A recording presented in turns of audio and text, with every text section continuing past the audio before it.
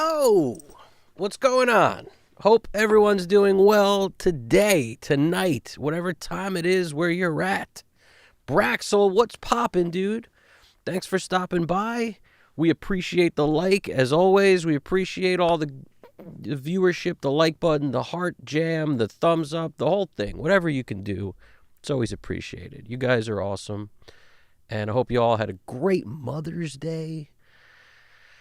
You know, is it a Hallmark holiday? I don't know. Either way, give thanks. It's nice to give thanks every once in a while, you know, for whoever engineered our birth, right? Because that's what it is. They engineered our birthing. And that's an amazing thing. Engineers needed engineering to be birthed, all right? We all know this. We got a song today we're about to finish up. It's what we were working on last time. It's called Meant It. And it's a hip-hop track. It's rap. And it's by SD Verse. And it's a very amazing song. Let's play it from the beginning. There's a lot going on in here that, you know, lyrically, the flow is fire. The lyrics are fire. Everything is working as it's supposed to.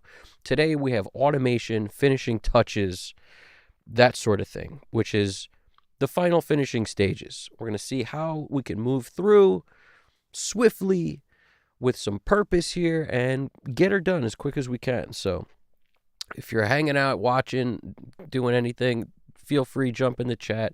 Anything audio related is welcome. And let's keep the mood positive. Let's keep it upbeat. Let's keep anything anybody's got questions about. Feel free, ask a question. We got answers. You got questions, we got answers. Sometimes you just want to share what you're working on. Open up a session on your end. Be working on some stuff, you know. And then it's like we all meet up in the lounge. Or, you know, we jump outside for a smoke break. You know, all those things you would do in a real studio that doesn't happen when you're working alone by yourself. You just don't have the same kind of communication with other people just like you doing the same thing you're doing in other rooms. So that's something I find really amazing about this, is that we're uniting studios all over the world, from Japan to California to Texas to Germany to Sweden to South Africa. I mean, we're some of the regulars, I know you guys are all over, and I love that. And some of that's because the hour is crazy in terms of, I usually start these things kind of late. But, you know, Prince kept very strange hours, and I feel like that's just part of being a musician. You're going to keep strange hours. And let's just hit play without further ado. Let's show you the mix. This is where we're at. So this is where we're at. We've got all the pink stuff is drums, purple is bass, green is guitar, orange is the synth, yellow is keyboards, and I call things keyboards when they sound to me like they could be created with a synthesizer of some kind. You know, so it's interchangeable keys and synth for me. It's just, when I hear it, if I determine it's keys, like, it doesn't matter if it's like 17 vocals creating that sound. I know you can make vocals on the keyboard and yada, and to me, if it feels like keyboards, that's where I put it. If it sounds like a vocal, it's going to be blue, and that's why all our vocals become blue. And that's just my color coding system that I've used for, I can't remember when. I've a very long time, so it's very difficult to change this stuff now. These are our VCAs, so everything's going to get dumped into the VCAs so we can automate. So get ready to have some fun with that. First, I'm going to play the track from Jump, and we're going to go from there. Where are we at? I want to, like, at the moment where everything stands, we're just going to listen. I want to see what, without gold clip, what it sounds like, and then with gold clip, what it sounds like. Let's hit play. I know it's hard dealing with a street dude, baby. You said you wanted me, you know what I mean? Only if I want in the streets no more. I said I won't. I told you I was sorry, I meant that when I said it. Ain't no GPS for where we headed. Tried to walk away, need a work and seen it dead. Scared to make a move, cause in the end we might regret it, yeah. And this shit here is deep, but we built this off of friendship. Felt for you, but shit fell through before I ever said it. Damn, how I let it get this way, huh?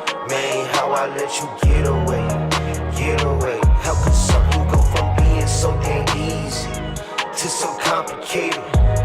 Damn, all that shit you tolerated. Say you wanted me without the street shit.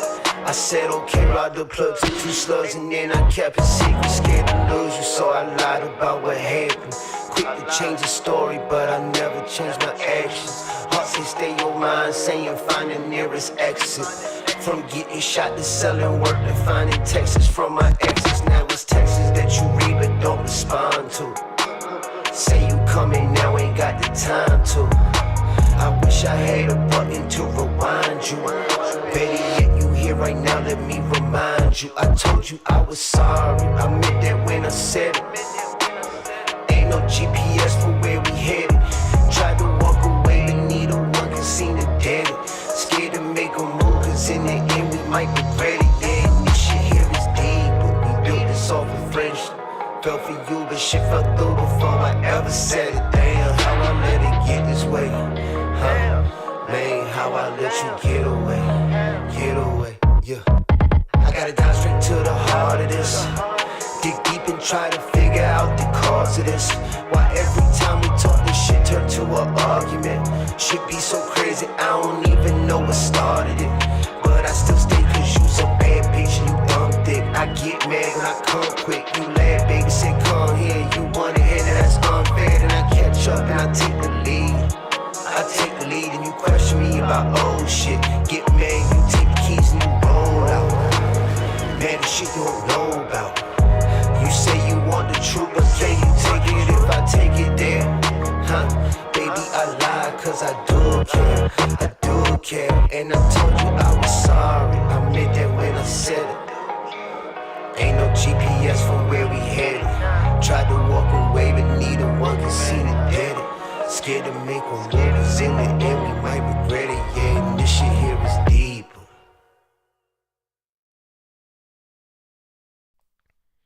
Awesome. It's already making me feel like I want it to be making me feel. So that's a good thing. All right, I just want to pick a spot, like here, somewhere in the chorus. Told you I was sorry, I meant that when I said it. Ain't no GPS for where we headed. Tried to walk away, but neither one can seem to dead it. Scared to make a move, cause in the end we might regret it. Yeah, this shit here is deep, but we built this off of friendship. Fell for you, but shit fell through before I ever said it. Damn, how I let it get this way, huh? Man, how I let you get away, yeah. I gotta dive straight to the heart of this. Dig deep and try to figure out the cause of this. Why every time we talk this shit turn to an argument? Shit be so crazy, I don't even know what started it. But I still stay cause you's a bad bitch and you dumb thick. I get mad when I come quick. I'm going to dump stuff into the VCAs like right quick because I already kind of like what it's doing. It makes me feel some kind of way, which is a good thing. We're going to come over here and let's just start throwing stuff in VCAs. Kick VCA. So if you're curious how I do that, just got to make sure your tracks are highlighted. So like for snare, I'd grab these two. The snare duplicate. I'm going to leave this snare verb alone, but essentially the snare duplicate is its own track that has a snare sound that's giving us some sort of like dub effect. And because it's not a send, it's not being controlled by the volume of this track, I have to take it also and throw it in the VCA. So that's how you determine what goes in and what doesn't. Also, in a song like this where you got claps, you got sticks, these are all basically snare drums to me because they're contributing to like the backbeat. Everything that's not, a stick or a clap, like a hi-hat, for example, or a tom fill thing, for example, or an open hat, I would put that in the rest of the drums category. But I don't want to make my snare come up and then I realize like the clap should have come up too. The stick should have come up too, because those things all kind of work together. So when I listen to like pick any part of the song. Say stay your mind, saying find the nearest exit. From getting shot to selling work to finding texts from my exes. Now it's texts that you read but don't respond to. Say you coming now, ain't got the... See, the snare and the clap are actually playing at the same time, most of the time. So they're working together. So automating one without the other would be a bad move, if you ask me. So I'm going to come in here and I'm going to go, grab snare. So first, we'll take every snare we see. Snare, snare, clap, stick. And then we'll dump them in a snare VCA. Now, we could always adjust the balance later if we decide for some reason we don't want that. I could always be like, oh, the snares needs to be louder. So I could adjust this balance without touching the VCA. Just come up here to the snare track, make that 2 dB louder. Now the snare is louder throughout the entire balance, but yet the VCA will still move. So it'll still move this snare after that move. 1 dB up on the VCA fader, it'll move 1 dB up. It's just, I'm like rebalancing. This is the same thing I do with vocals for leads, for backups. I hope that makes sense. What I'm saying is like, you're not locked in to whatever the relationship is that you set before you do the VCA. You could always alter it. So it's a very free way to do, that's the difference between, grouping it. You'd have to ungroup it and then group it again and then ungroup it and then group it again if you were going to do this kind of thing with a group instead of a VCA. I find it to be way more effective in a VCA. If you group your snare all together with these things, you'd have to take that group off and then adjust the snare and then put it back on. It's just an extra step that I appreciate not having to do. So kick VCA, and you dumped it in if it turns yellow. So what I mean by that is if I take hi-hat, open hi-hat, this is some weird bus that we're not using. So we're just going to go hi-hat, open hi-hat, and we're going to call it drums because it's the other drums. That's really what that means. It's not the kick and the snare. It's just anything except for kick and snare. Drums VCA. Now we leave our parallels alone because these aren't pre-fader. So that means the level in affects the volume here, so we don't touch them. Bass, we're going to take that bass. And all you got to do, you click it, you come in here, if you're using Pro Tools, super easy, and it's your bass, it's Apple G, Command G is the money to get to the VCA section. Just same what place you'd go to make a group, essentially. So guitar, I have a couple guitars here that are muted because we wound up splitting the guitar because there was some weird sound on it that I didn't like. So I wound up doing a stem split thing. And now they're just confusing us. And you can see they're not automated on or off these things. There's nothing yellow here. That's my cue to know if it's automated. So I'm just going to come in here and mute these two things. All right, so this guitar was muted. I mean make inactive. Because sometimes muting, when you might have a whole bunch of stuff and then it gets confusing. So before I do my VCA stuff, I'm cleaning the session up essentially a little bit. So I'm going to come in here and go guitar, make inactive because these are out of our session. And then once I come up here and I go to hide inactive tracks, it'll disappear them for me. So they get out of there. But I'll usually do that as soon as I'm done with this. So guitar, there's only one guitar and there's a bunch of synths. So this takes a little bit of planning to decide where you're going to put stuff, but arguably everything works together. So I probably won't automate guitar separate from synth and separate from keys. Like I'll probably just leave them together. So let's just.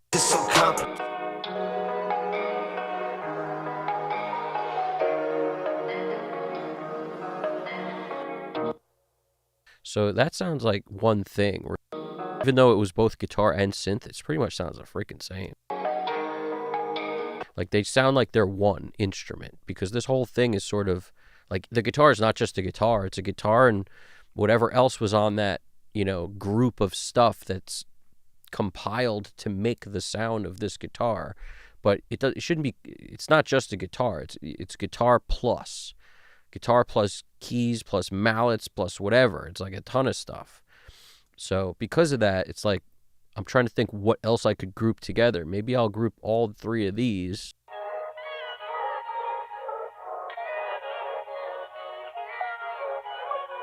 Because that's like these aren't, you can't call this sound anything. You might as well make up a word. You could call it a freaking, a Hammerschmitz. It's a Hammerschmitz. And now that we got our Hammerschmitz, Some of these have that vocal sound on them. Some of them it's just like a side chainy kind of thing. And I didn't make that. That's how this sound came.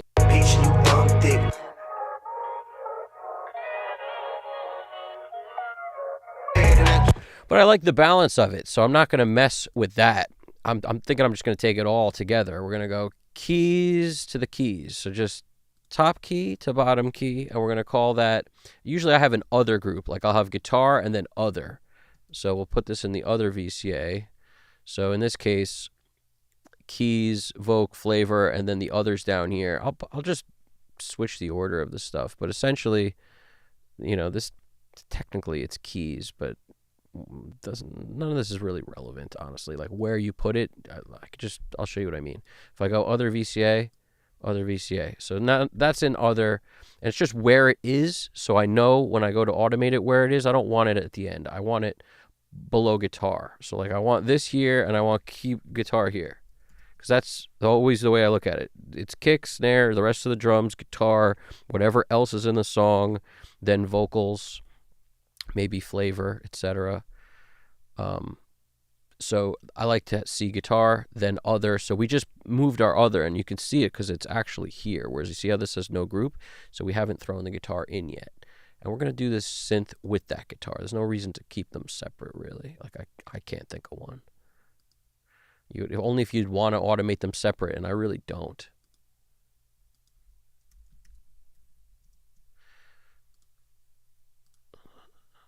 Freaking mouse is getting funky on me. Here we go.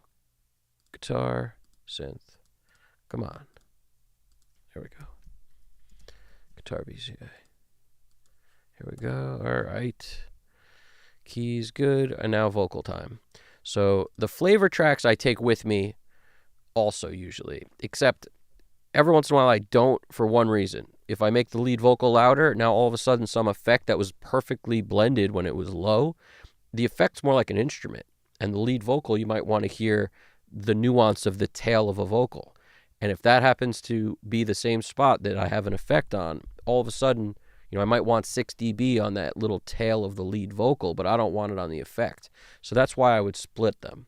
So for example, I'll take all the vocals, leads, backups, everything, and then flavor separate. So that would be that vocal, vocal, ad-lib, ad-lib, ad-lib, ad-lib, ad-lib, voc VCA. And if you're ever curious about if you grab the right stuff, this is the best view to see it. In this mix view, especially on the narrow, you can see what's highlighted super easily. So like I know nothing over there is highlighted. All the blue stuff should be highlighted as it is, and the lead. It's the easiest way to tell what you grabbed in case you're, you got OCD like me, and sometimes you bug out about, did you do it? Like, I got to check it. So flavor 1, flavor 2. Even that's called valve. It's actually flav. All right. We're going to dump these together now. So flavor 1, flavor 3. And we'll call it flav VCA, and there's actually a place for that already. Now you could tell that when I go to this group and everything is already yellow, that I actually have now dumped everything in to where I need to. So like that's the way to tell. And then you look over here and you see every VCA has a name in this group because that's where you dump it into. So if I didn't actually put it in the right place, it would say no group here. So that's your fail safes. That's how you figure this out. Then I click this. I jump over in my session to, if you have a UF8 like me, let me show you the UF8 view. What you want to do is just flip over until you see the light. You see that light, that selected light? And that's why I click something like kick VCA, because it's the thing that's got to go first for me. So I click that, then I flip that knob around until I see the light. The light's first channel. Now I know everything else is always the way it is on every session. I never have to think about it. It's always kick, snare, rest of the drums, bass, guitar, other, vocals, flavor. Always that way. Now, some random song, you may have something else that you want to split off or something. Well, then maybe in that case, you'd put the vocal and the flavor together or something. But I never find the need to go beyond 8 faders. Usually it's 7. It could even be 6. Several times I've been automating, I just, especially for hip hop or rap, it could just be 6. In our case, we put guitar and synth together, we put all those weird keys together, and then these are all the vocals in sight, and that's the flavor. The rest of the stuff, sometimes especially in hip hop, you might have like an 808 or something and kick drum only, and there's no other bass sound. There's nothing occupying the bass register, so you actually don't have a bass fader, really. I mean, I like to have one anyway, but you might. The reason I like to have a separate bass fader is because you get the bass volume the way you want, and then even though you might want to up the kick drum or up the snare or up the rest of the drums, you might not want to raise the bass by the same amount. So by putting the kick and an 808 or something together, it makes it where you just needed more clickiness of the kick or whatever that punch is created by the kick, but you don't want the 808 to now take up more room, and every move you make on the bass is way more detrimental to the mix because the bass frequencies take up the most amount of space. They move the speaker the most, they take up the most amount of space, they will move things in your room. That's why the waves are so big and they bang into stuff that, like, if you have a picture hanging up and you notice when you play something with a lot of bass, the picture vibrates. Doesn't do that with high frequencies. It's because that bass wave is obnoxiously big.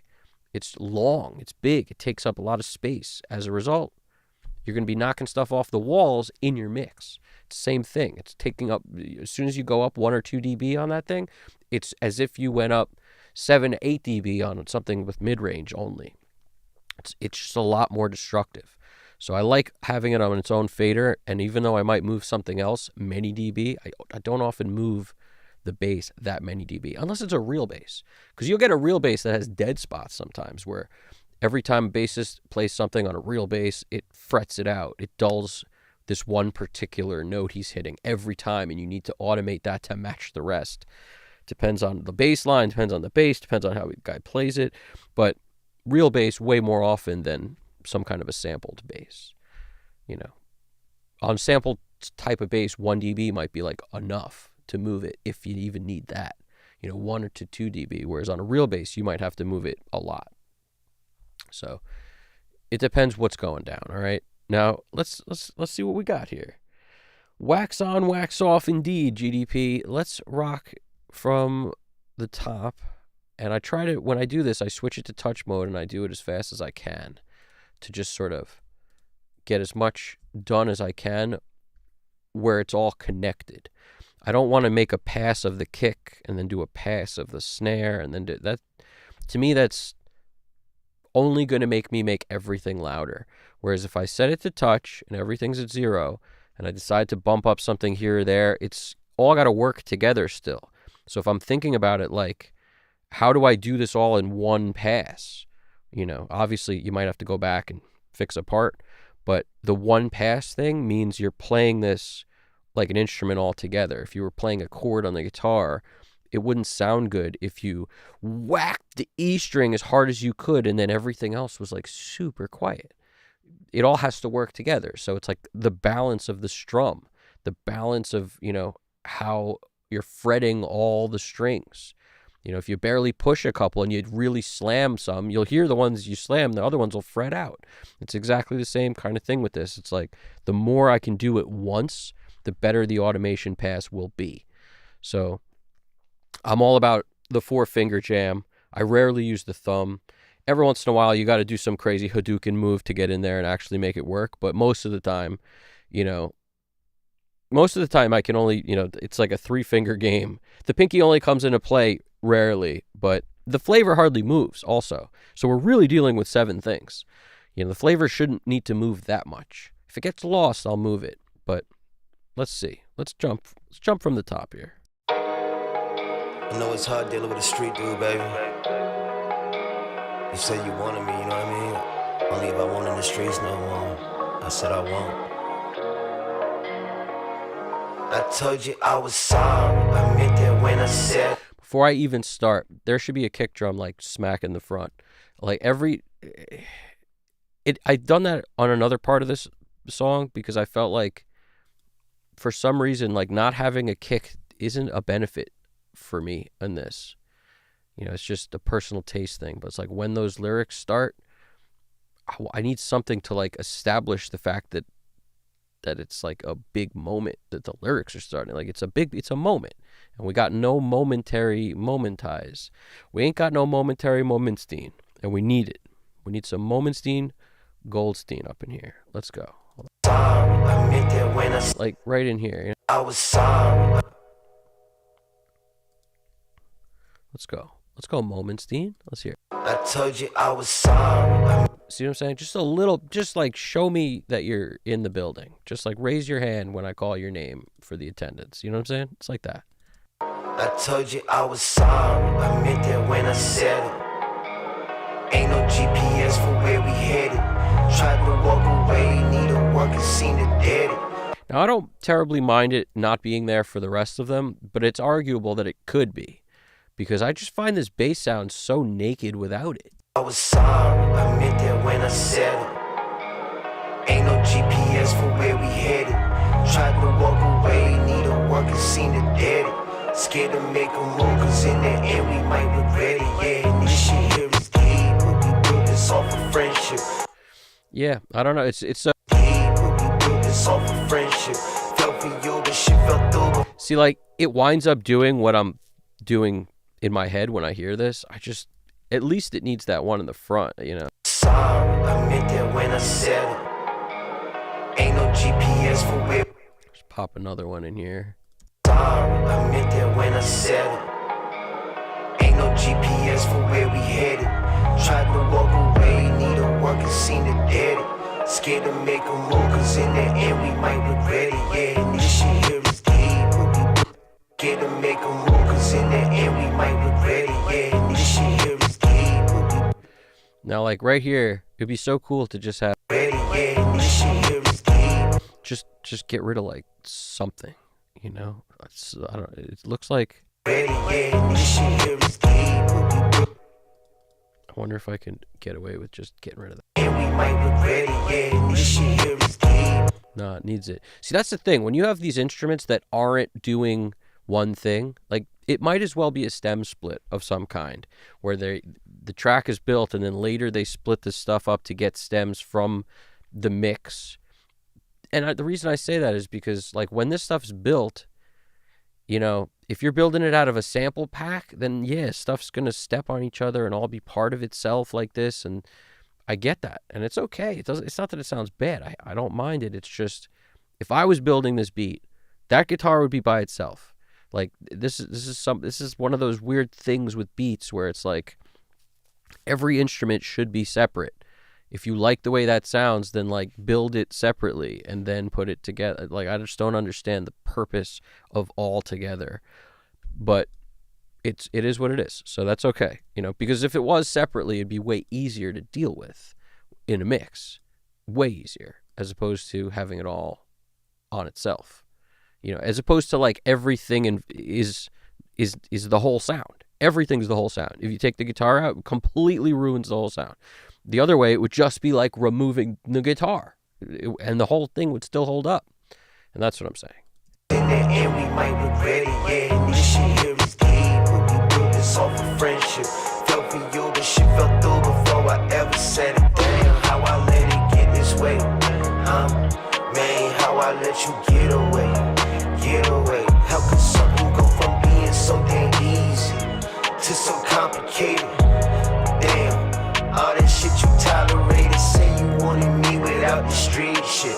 I said okay, ride the plug to 2 slugs, and then I kept it secret, scared to lose you, so I lied about what happened. Quick The piccolo flute, GDP. Careful, brother. Could be a piccolo flute in here, dude. I mean, there's so many. It's a whole orchestra. It might as well be, you know. lose you, so I lied about what happened. Quick to change the story, but I never changed my actions. Heart say stay your mind, saying find the nearest exit. From getting shot to selling work to finding texts from my exes. Now it's texts that you read but don't respond to. Say you coming now, ain't got the time to. I wish I had a... All right, here we go. Gonna do our automation thing like I intended to do from the beginning. I just wanted to get that kick sorted out. Let's rock. Time to roll. Lose you, so I Start from jump. know it's hard dealing with it. Now, hand on the vocal fader almost all the time. And because of the relationship of where it is, it's going to be my third finger. I don't usually talk about the ergonomics of the fingers when you're doing stuff like this, but the flavor track is arguably not going to get touched. The third finger, I have a lot of control with. And then the guitar and the other, I'm probably barely going to touch. So there's going to be times where I might actually switch from the third finger to something else just to be able to get more control over whatever's going on here. And the other thing you should think about this is there ain't no right or wrong way to do automation. There's people who do one fader at a time, and they do it with their mouse. You know, Serban comes to mind. Like, I'm pretty sure he doesn't use a control surface at all. He just uses his mouse. He gets great sounding mixes. And I could also name you 15 guys who use, a console workflow to do the same thing. And they definitely use faders to get their automation moves going on. Bob Clearmountain, CLA, TLA. I mean, just the list goes on. And that's the way I like to think about it. More Andy Wallace style of like, I'm trying to get a good performance. Bob Clearmountain, Andy Wallace, like name any of them. Trying to get a good performance here. If I have to hit the space bar to go back, I will. Like, who cares? And that's the beauty. You just mark where you thought you messed up, just play it again from there, and then you keep hitting play from the same spot until you get it the way you're looking for. I know it's hard dealing with a street dude, baby. You said you wanted me, you know what I mean? Only if I want in the streets no more. I said I won't. I told you I was sorry, I meant that when I said it. Ain't no GPS for where we headed. Tried to walk away, need a... Now the trick here, lower it too, because now I have to hear that move I just made with it low. That'll give me the best cue of whether I made it too loud or not. I'm talking about really low. Make sure if you have headphones playing, also, like they're off. Because if you hear your headphone coming out of the right ear or something and it's super loud, it's going to mess up all your decisions also. I know it's hard dealing with a street dude, baby. You said you wanted me, you know what I mean? Only if I want in the streets no more. I said I won't. I told you I was sorry, I meant that when I said it. Ain't no GPS for where we headed. Tried to walk away, need a working scene to dead it. Scared to make a move, cause in the end we might regret it, yeah. And this shit here is deep, but we built this off of friendship. Felt for you, but shit fell through before I ever said it. Damn, how I let it get this way, man, how I let you get away, get away. How could something go from being so damn easy to so complicated? Damn, all that shit you tolerated, say you wanted me without the street shit. I said okay, ride the plug to 2 slugs, and then I kept it secret, scared to lose you, so I lied about what happened. Quick to change the story, but I never changed my actions. Heart say stay your mind, saying find the nearest exit.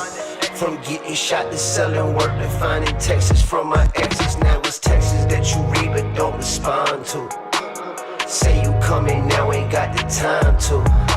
I wish I had a button to rewind you. Better yet, you here right now, let me remind you. I told you I was sorry, I meant that when I said it. Ain't no GPS for where we headed. Tried to walk away, but neither one can seem to dead it. Scared to make a move, cause in the end we might regret it. Yeah, and this shit here is deep, but we built this off of friendship. Fell for you, but shit fell through before I ever said it. Damn, how I let it get this way, huh? Man, how I let you get away, yeah. I gotta dive straight to the heart of this. Dig deep and try to figure out the cause of this. Why every time we talk, this shit turn to an argument. Should be so crazy, I don't even know what started it. But I still stay cause you's a bad bitch and you dumb thick. I get mad when I come quick. You laugh, baby, say come here. You wanna hear that that's unfair. Then I catch up and I take the lead. I take the lead and you question me about old shit. Get mad, you take the keys and you roll out. Man, the shit you don't know about. You say you want the truth, but can you take it if I take it there? Huh? Baby, I lie cause I do care. And I told you I was sorry, I meant that when I said it. Ain't no GPS for where we headed. Tried to walk away, but neither one can seem to get it. Scared to make one move, cause in the end we might regret it. Yeah, and this shit here is deeper.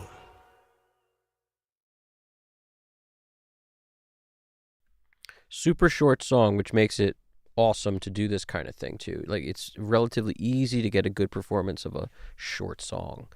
And especially if you're not moving stuff that much. And the only reason you could do that is if you're relatively happy before you start. The thing you'll move the most is vocals.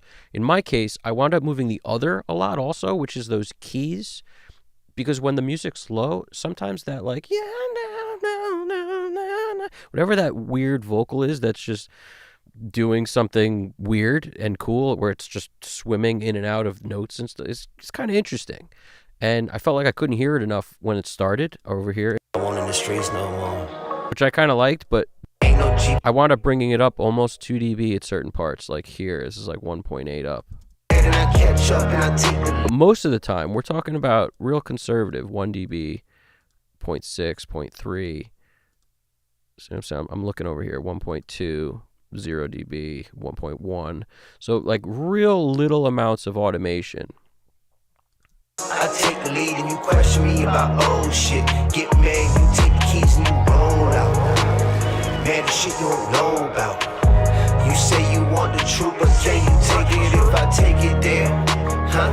Baby, I lie, cause I do care. I do care. And I told you I was sorry. So I just wanted to mute this to see if I pushed it too much. See what I'm losing by keeping it a little lower. You don't know about. You say you want the truth, but can you take it if I take it there? Huh? Baby, I lie, cause I do care. I do care. And I told you I was sorry. I meant that when. And now it tracked that move that I made with the mute. So if you wanted to get rid of that, just go to your mute, get rid of it. Now that move on the mute won't be there. Can you take it if I take it there? Huh? Baby, I lie, cause I do care. I do care. And I told you I was sorry. I meant that when I said it. Ain't no GPS for where we headed.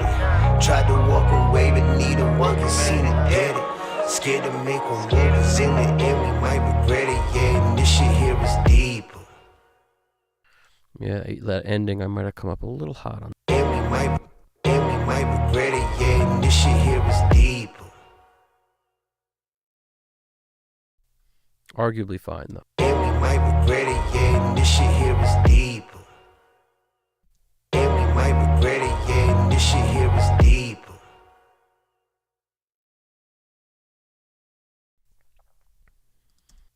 Ain't no GPS for where we headed. Tried to walk away, neither one can seem to dead it. Scared to make a move, cause it. Now I want to see if my gold clip, which before automation sounded like it just added energy. It wasn't doing a whole lot. So it was barely clipping 1 dB before we even did the automation. Like I think it was only at 0.8 at the moment I started it. So it's very possible that it was at 0.5 or something most of the track. Now it might be a little higher because we've raised volume on vocals and stuff, which has a tendency to be relatively top of the mix. So let's just see what that sounds like. Ain't no GPS for where we headed. Tried to walk away, neither one can seem to dead it. Scared to make a move, cause in the end we might regret it. Yeah, and this shit here is deep, but we built this off of friendship. Felt for you, but shit fell through before I ever said it. Damn, how I let it get this way. Man, how I let you get away. How could something go from being so damn easy to so complicated? Damn, all that shit you tolerated. Say you wanted me without the street shit. I said okay, ride the plug to 2 slugs, and then I kept it secret, scared to lose you, so I lied about what happened.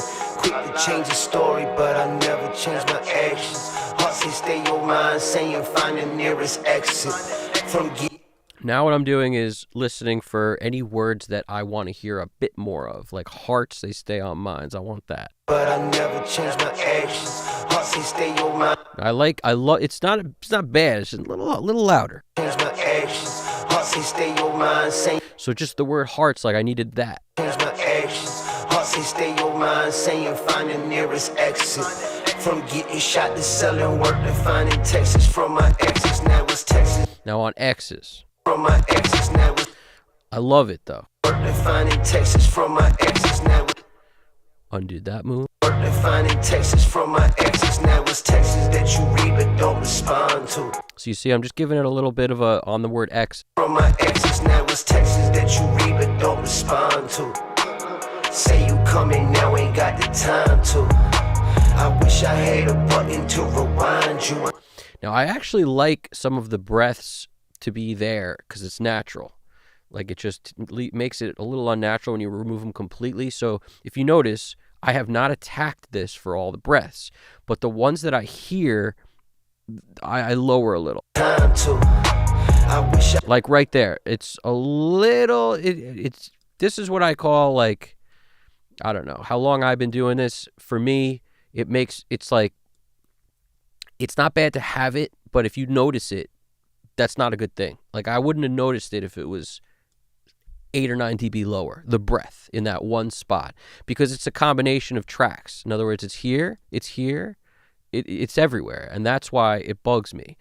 And it's not that it would be bad if it was one, but it's because the guy's so tight that where he breathes is the same on every track, which is good. That's actually what you want. You just have to also realize you're going to be fading out a breath then, like I just did. I lowered it, hit it with an all-purpose fade kind of quick jam. And this one, I'll leave up a little louder than the others. The others I brought down like 10 dB. coming now, ain't got the time to. I wish I had See, the breath's still there. It's just lower, a lot lower. And to me, that makes it sound better because I won't be distracted by it. got the time to. I wish I had a button to rewind you. Better yet, you here right now, let me remind you. I told you I was sorry. Now, the rewind you, I'm going to bump that on the guitar. Looks like I did it already because that was, as it was playing, I was like, I need that. No, I did it a little late. Let's hear. Button to rewind you. Better yet, you here right now, Let's hear. a button to rewind you. Better yet, you here right now. It's kind of interesting. It adds a little excitement. This is without. A button to rewind you. Better yet, you here. Now this is with it. Button to rewind you. Better yet, you here right. Now this is what I mean by finishing touches. That's a tiny move, yet it totally changes the feel of that moment. Better or worse is opinion. However, I like excitement. I like bumping this one thing for this 1 second. To me, that changes the mix when you combine a move like this over the course of the mix.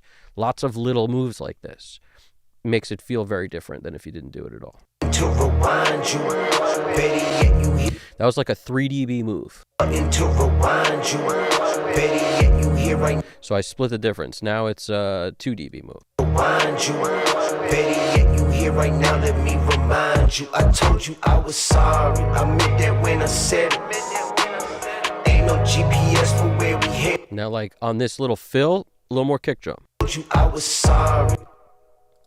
I told you I was sorry. Let me remind you. I told you I was sorry. I meant that when I said it. Ain't no GPS for where we headed. So now the first kick drum is where it is. Next one's a little louder. The next one's a little louder. So it takes a stock sound that doesn't have velocity changes, and now Let me remind you. I told you I was sorry. I meant that. it's subtle. We're talking a little dB and a half at the loudest. You see what I'm saying? But here, 0.3. Here, 1.3, 1.5. Just little moves. And this was at 0. I told you I was sorry. I meant that when I said it. I like that kind of thing. Little bit of excited moves here and there. Right now, let me remind you. I told you I was sorry. I meant that when I said it. Ain't no GPS for where we headed. Tried to walk away, but neither one can seem to get it. Scared to make a move, cause in the end we might regret it. Yeah, and this shit here is deep, but we do this all for friendship. Fell for you, but shit fell through before I ever said it. Damn, how I let it get this way. Huh? Man, how I let you get away, yeah. I gotta dive straight to the heart of this. Let you get away, yeah. I I got it down straight to the heart of this. I love that. I love that. What I was going to do is see if I could take out all the vocals except for just the lead on this one line. I got it down straight to the heart of this. Like right till heart of this. But it might actually... We have our backups, our doubles, in a good position. They're lower than the lead, so they don't really distract you. But the doubles take up a different area in the frequency spectrum compared to the lead. So they are all creating this, like, you know, pie. When you take it out, it sounds like a slice of the pie. It sounds more, you know, listen to the difference without these. Yeah, I got it down straight to the heart of this. So they are contributing to the sound a lot, so much so that I don't even want them to be out in that moment anymore. You know, when these things are in, they're better because this, it's like all three vocals is creating the whole. It's not a lead. And then these other things are just barely there. They're all three doing something in the frequency spectrum. Yeah, I got it down straight to the heart of this. Dig deep and try to figure out the cause of this. Why every time we talk this shit turn to an argument. Should be so crazy, I don't even know what started it. But I still stay cause you's a bad bitch and you dumb dick. I get mad when I come quick. You laugh, baby, say come here. You wanna hear that that's unfair. Then I catch up and I take the lead. I take the lead and you question me about old shit. Get mad, you take the keys and you roll out. Mad the shit you don't know about. You say you want the truth, but can you take it if I take it? Then Freaking love that line. I'm going to love that line forever. I could already tell it's my favorite. Like, I'm going to point this out any chance I get in my life. But there would be moments like this in songs I would love that, you know, historically, some little moment in the back of a Dr. Dre song or something, and I would be obsessed with it. And that's what this is for me. And I love that he did this. He already did this, and I just made it more of a little bit more important than it was before. But he already did this. Like, I heard him do it, and then I said, that's cool. And then I made it a little more. But it's so cool. the truth, but can you take it if I take it? I freaking love that. I'll never not love that. It's so cool. The say you want the truth thing. You say you want the truth? I love that. I just love the melody of it. Know about. You say you want the truth, but can you take it if I take it there? I freaking love that. That's so cool to me. Okay. Like, I wish there was more of those in the song. They're that good. But the other thing is, like, it's actually great that there aren't, because something like that is so good would be less good if it happened like every 4 bars. And that's the magic, is knowing when to do that, when not to do it, you know. And he figured it out to do it on this one spot, and it's so memorable to me because it's in that one spot. And if it was every 4 bars, it would be so much less good. So it's so interesting how you could want something so bad and it winds up making it worse to put it like every, you know, some odd measures. You know, that one time, it's so tempting to put it in more than once. So tempting. That was like a philosophy for a long time for people. It was like, oh, the best part should be here, here, here, and here. It should be 17 of them because it's the best. It's the coolest thing. Let's put it all over. It's like the concept of like constant hooks all the time. It's not a bad concept, but it does make that thing less good. There's no way around it. You know, scarcity is what makes things special. And this thing is scarce because it happens once. Know about. You say you want the truth, but can you take it if I take it there? Huh? Baby, I lie cause I do care. I do care. And I told you I was sorry. I meant that when I said it. Ain't no. You guys hear the Hadouken? Forever we're going to think about Hadouken right there. Because Hadouken. It doesn't sound like Hadouken there. It sounds like it after it. But no, it doesn't even really sound like it. It's just my head. I just can't get rid of Street Fighter 2 ever. So I was sorry. I meant that when I said it. Ain't no. I love that, dude. Hadouken. It's awesome. I lie cause I do care. I do care. And I told you I was sorry. Baby, I lie cause I do care. I do care. And I told you I was sorry. Huh? Cause I do care. I do care. Huh? I lie cause I do care. I lie cause I do. Baby, I lie cause I do care. I do care, and I told you I was sorry. I meant that. I'm just cleaning this up a little. Like, some of them are unnecessary to me. Do care, I do. You know, I don't want an ad lib to step on the coolness here. I lie, cause I do care, and I told you I was sorry. I do care, and I told you I do care, and I told you I was sorry. I meant that when I said it. You hear that Hadouken? Of course you do, bro. Of course you hear the Hadouken. Hadouken. Hadouken. Like that. I was sorry, I meant that when I said it. Ain't no GPS for where we headed. Tried to walk away, but neither one can seem to get it. Scared to make one move, cause in the end we might regret it. Yeah, and this shit here is deep. All right, I'm feeling that. So if you're curious about stuff we got going, every move was made on the last mix we did. And I took a listen after it was done, almost immediately after it was done. And that's when I threw the gold clip on just to see how it would be. And I was like, okay, that works. So I left gold clip on.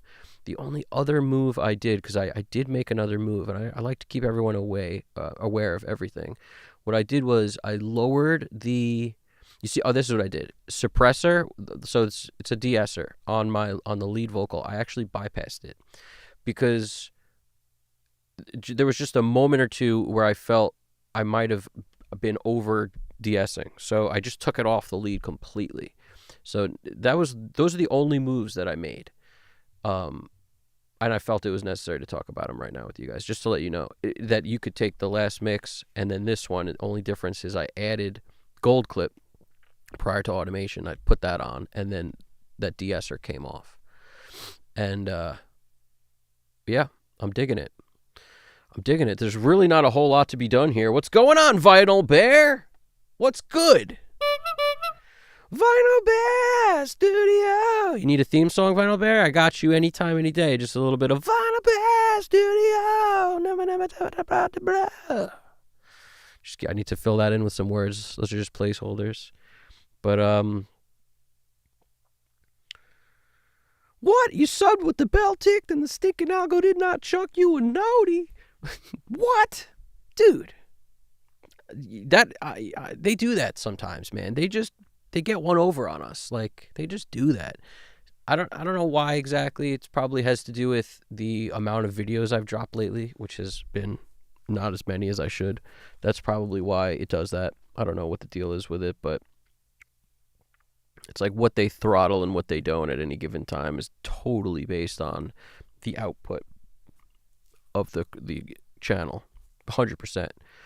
And I know this like crazy. I mean, the longer you've done stuff on YouTube, the easier it is to see that. And it's just one of those things. You know, we just put up with it like the squid. You know, cue the Family Guy scene with the squid just freaking raw. It's like we do the squid. For you, the shit fell through before I ever said it. Damn, how I let it get this way. Man, how I let you get away. How could something go from being so damn easy? Also, I might have cranked this a little. I think I did. I think I cranked the loudness a little bit on this. I just wanted to see what I could get away with, and then after cranking it, I was like, oh, that sounds good. So I just juiced this up a little bit, but that's it. A little bit of this, a little bit of this.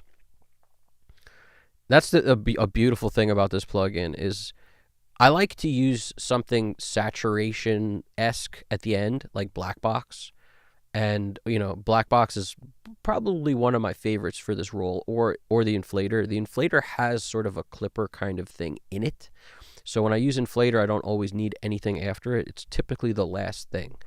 If I were to use inflator, for example, you notice the position it's in. It's like after my Mic DSP ML4000. After this, the inflator might show up and you won't need anything because it has that clip to zero jam on it. If I use Black Box, it doesn't have that. And if I lower the output to where it's not clipping, I've significantly lowered the whole track. So what I do is I lower the output a little bit, but it's usually not that much. And then I'll just throw a CG2 on. to kind of control that for me. And that creates my same clip to zero type thing. Is a CG2 set to the negative 0.1 dB. That'll do it. And and there we have it. And if I'm not mistaken, at the end of the last, so when I printed that version, I was negative 7.6 LUFS. And the one I did on the stream, at the end of the last stream, because like I said, that those couple moves, a little bit of CG2, gold clip being on, suppressor coming off, that's it. Brought me from negative 10.2 LUFS to negative 7.6 LUFS. And there was still plenty of dynamic range in it that I felt like I wasn't losing anything. So that's why when we started today's mix, that's where we started. Gold clip was still off because sometimes I like to make my automation moves without the finishing glue, whatever you call it. For me, gold clip's usually a relatively end zone type thing. Once I'm pretty stoked on the overall sound of stuff, I'll test gold clip at that point, but I don't usually love when it's informing my automation moves. I've done it both ways, with it, without it. At the same time, it's you'll make a tom fill, sound nice and great with gold clip on. You'll take gold clip off and it'll just be that tom fill's 17 dB too loud, or it's a little exaggeration, but you know what I mean. It could be 5, 6, 7 dB too loud. And gold clip was just sort of chomping the transient off, which is fine, and it's what it's for. But at the same time, I've just enjoy making automation moves better without it. I feel like I'm hearing better without it. Then I'll throw it on because it's a little bit of saturation love. It helps the limiter out, which is right after it a little bit. So that's the reasoning. Try to explain reasoning best I can over here. But yeah, I think we've only had once a female engineer in the chat. Really? Have we had a female engineer? Did we? GDP knows all the stats on the female engineers. Have we? Have we, GDP? I'm not sure. I feel like, is it because it's Mother's Day we're talking about that? I feel like most of the time it's just who cares? We don't ever talk or think about it, but at the same time, I think it's just an obvious thing that most engineers, I think, are not female. I think that's just the way it is. It's it's just, I don't know why that is. I have no idea why that is. There's a lot of great engineers who are female, or, like Sylvia Massey up there. There's also just many more men, I think. I think that's really what it is. It's for some reason, the nerdiness of it might, historically to this point anyway. I know more and more, more and more women getting into it all the time. But I think historically up to this point, it's just been something that not that many women choose to do, is delve into the little differences between little mix moves and engineering, and I don't know. It's cool. I'm happy to have women join our chat. Send an invitation to the women, GDP. Walk over to their lunch table and be like, yo, join our section. What are you doing over there? Do something. It's all for friendship. Felt for you, the shit fell through before I ever said it. Damn, how I let it get this way. Man, how I let you get away.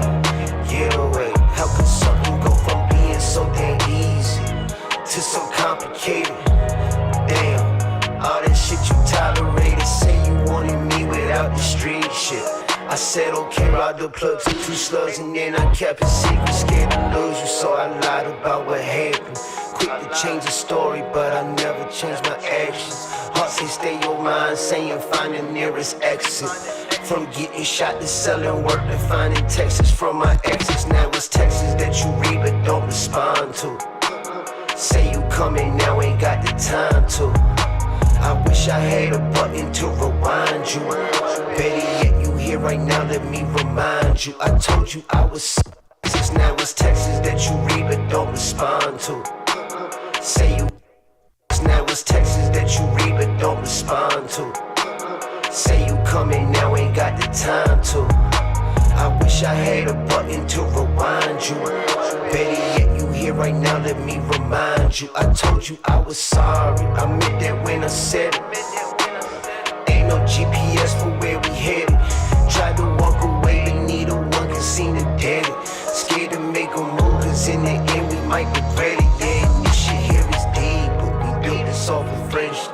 Fell for you, but shit fell through before I ever said it. Damn, how I let it get this way, huh? Man, how I let you get away, yeah. I gotta dive straight to the heart of this. Yeah. I gotta dive straight to the heart of this.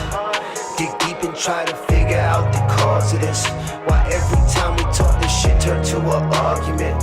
Shit be so crazy, I don't even know what started it. But I still stay cause you so bad, bitch, and you dumb thick. I get mad when I love that. I don't even know what started it. But I still stay cause you so bad, bitch, and you dumb thick. I get mad when I come quick. You laugh, baby, say come here. You wanna hear that that's unfair. Then I catch up and I take the lead. I take the lead and you question me about you so bad, bitch, and you dumb thick. I get mad when I come quick. Is he saying dumb thick? He's a bad bitch and you dumb thick? I thought he said dunked it at first.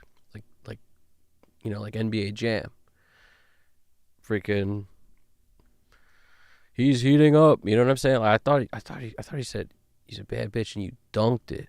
But now I think he said it's dumb thick, which is actually cooler. I don't know. They're both cool. Let's see. Every time we talk, this shit turn to an argument.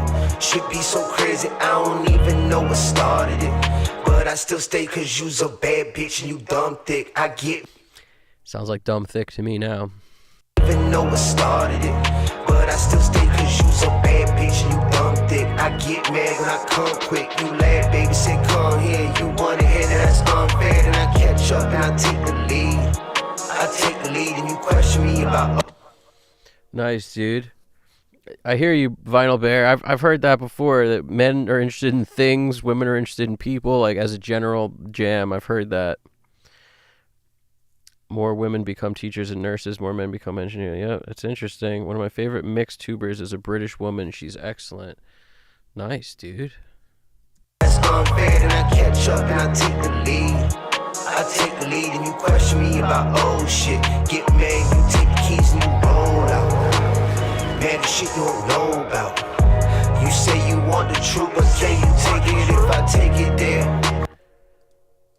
You laugh, baby, say come here. I get mad when I come. I get mad when I come quick. You laugh, baby, say come here. You wanna hear that that's unfair, then I catch up and I take the lead. The cause of this, why every time we talk, this shit turn to an argument. Shit be so crazy, I don't even know what started it.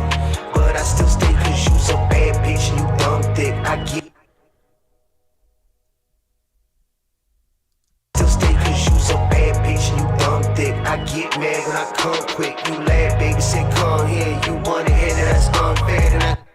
Bitch, and you dumb thick. I get mad when I come quick. You so bad, bitch, and you dumb thick.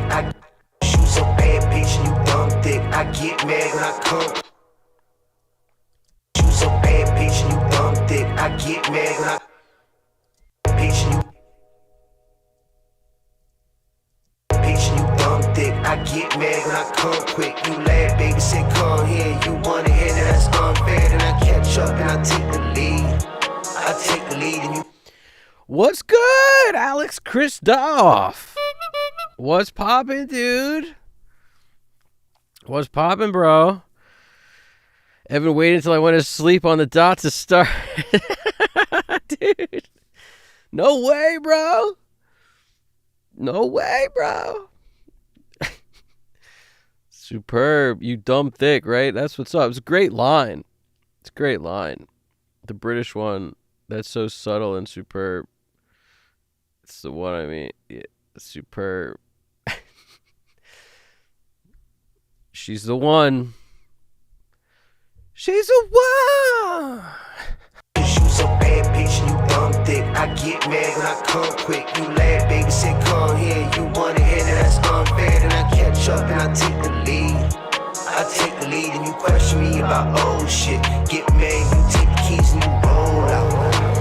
Man, the shit you don't know about. You say you want want the truth, but can you take it if I take it there? Huh? Baby, I lied, cause I do care.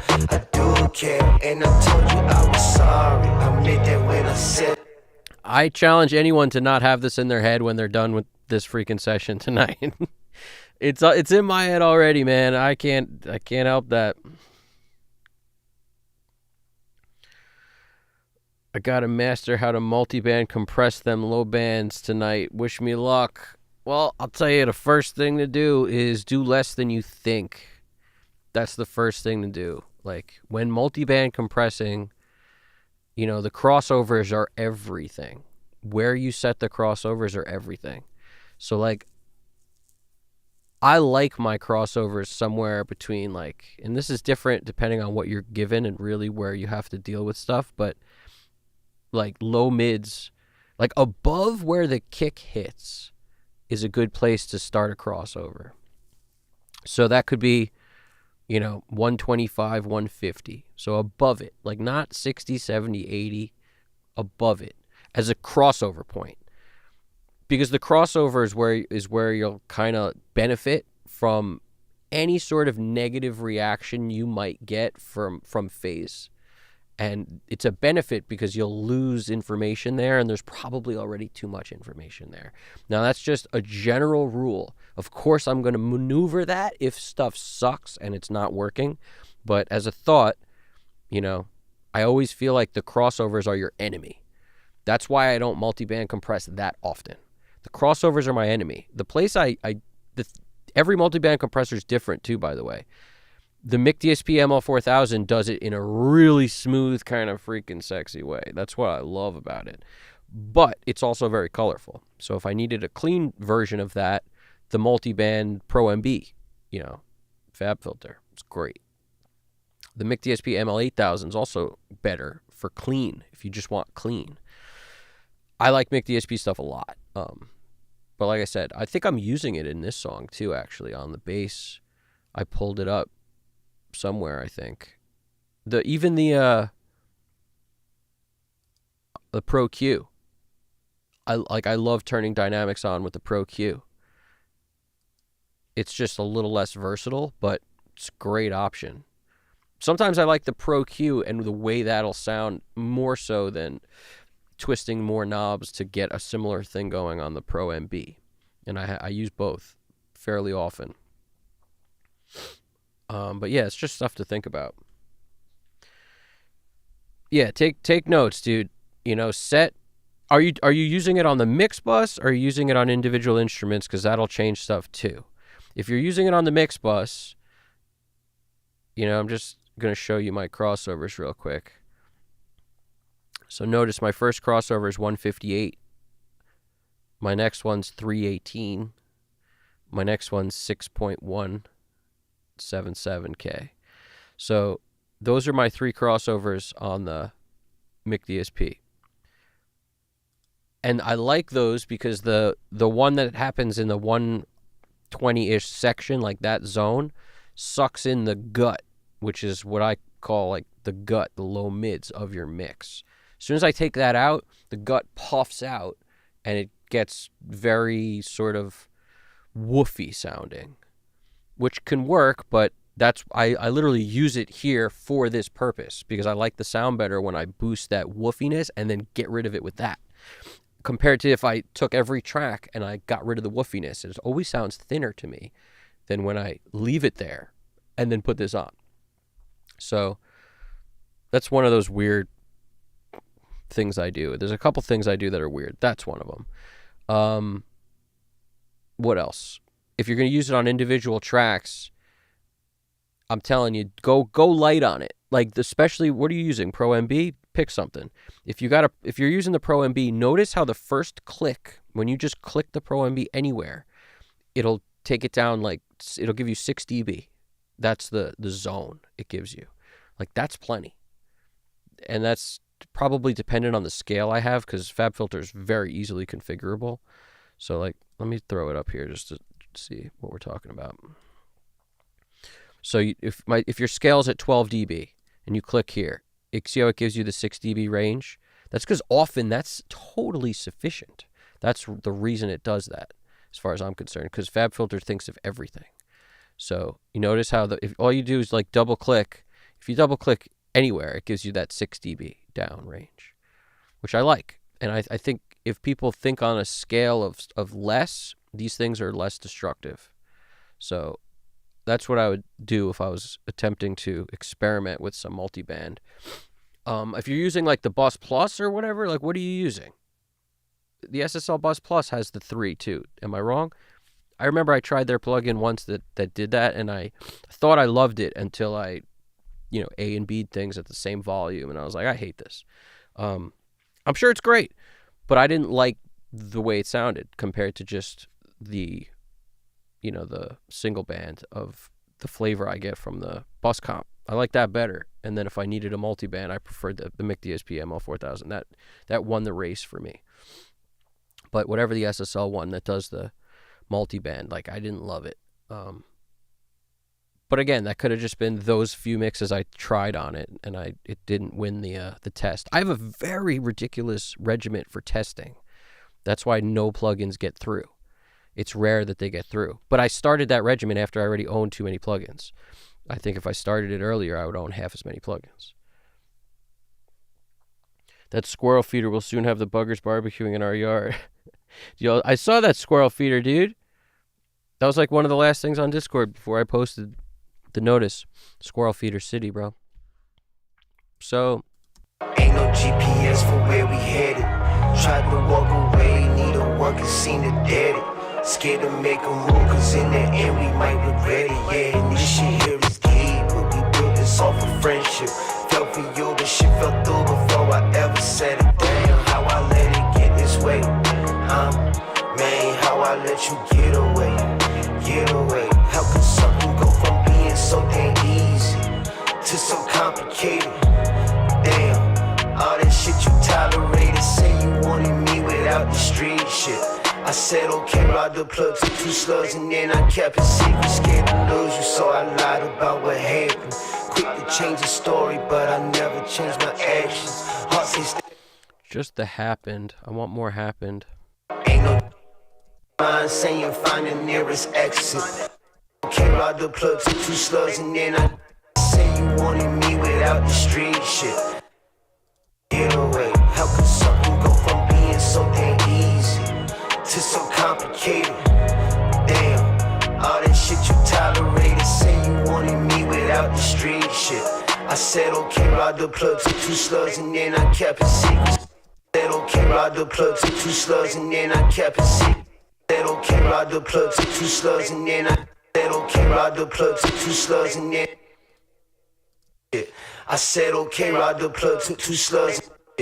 I said okay, ride the plug to 2 slugs, and then I kept it secret. Scared to lose you, so I lied about what happened. I said okay, ride the plug to 2 slugs, and then I kept it secret. Scared to lose you, so I lied about what happened. Quick to change the story, but I never changed my actions. Heart say stay your mind, saying find the nearest exit. From getting shot to selling work to finding texts from my exes. Now it's texts that you read but don't respond to. Say you coming now, ain't got the time to. I wish I had a button to rewind you. Better yet, you here right now, let me remind you. I told you I was sorry, I meant that when I said it. Better yet, you here right now, let me remind you. I told you I was sorry, I meant that when I said it. Ain't no GPS for where we headed. Tried to walk away, but neither one can seem to dead it. Scared to make a move, cause in the end we might regret it. Yeah, and this shit here is deep, but we built this off of friendship. Fell for you, but shit fell through before I ever said it. Damn, how I let it get this way. Man, how I let you get away. Get away, yeah. I gotta dive straight to the heart of this. Dig deep and try to figure out the cause of this. Why every time we talk this shit turn to an argument. Should be so crazy, I don't even know what started it. But I still stay cause you's a bad bitch and you dumb dick. I get mad when I come quick. You laugh, baby, say come here. You want to hear that that's unfair. Then I catch up and I take the lead. I take the lead and you question me about old shit. Get mad, you take the keys and you roll out. Man, the shit you don't know about. You You say you want the truth, but can you take it if I take it there? Huh? Baby, I lied, cause I do care. I do care. And I told you I was sorry. I meant that when I said it. Ain't no GPS for where we headed. Tried to walk away, but neither one. All right, let's do our thing at the end with that kick. We gotta end this with some kicks like we did early on, where we started it with some kicks. It just like the bass just sounds missing to me without that kick on it. I was sorry, I meant that when I said it. Ain't no GPS for where we headed. Tried to walk away, but neither one can see the edit. Scared to make one moves in the end, we might regret it. Yeah, and this shit here is deeper. Told you I was sorry, I meant that when I said it. Ain't no GPS. Ain't no GPS. I was sorry, I meant that when I said it. Ain't no GPS for where we headed. Tried to walk away, but neither one can see the edit. Scared to make one moves in the end, we might regret it. Yeah, and this shit here is deeper. I was sorry, I meant that when I said it. Ain't no GPS for where we headed. Tried to walk away, but neither one can see the edit. Scared to make one moves in the end, we might regret it. Yeah, and this shit.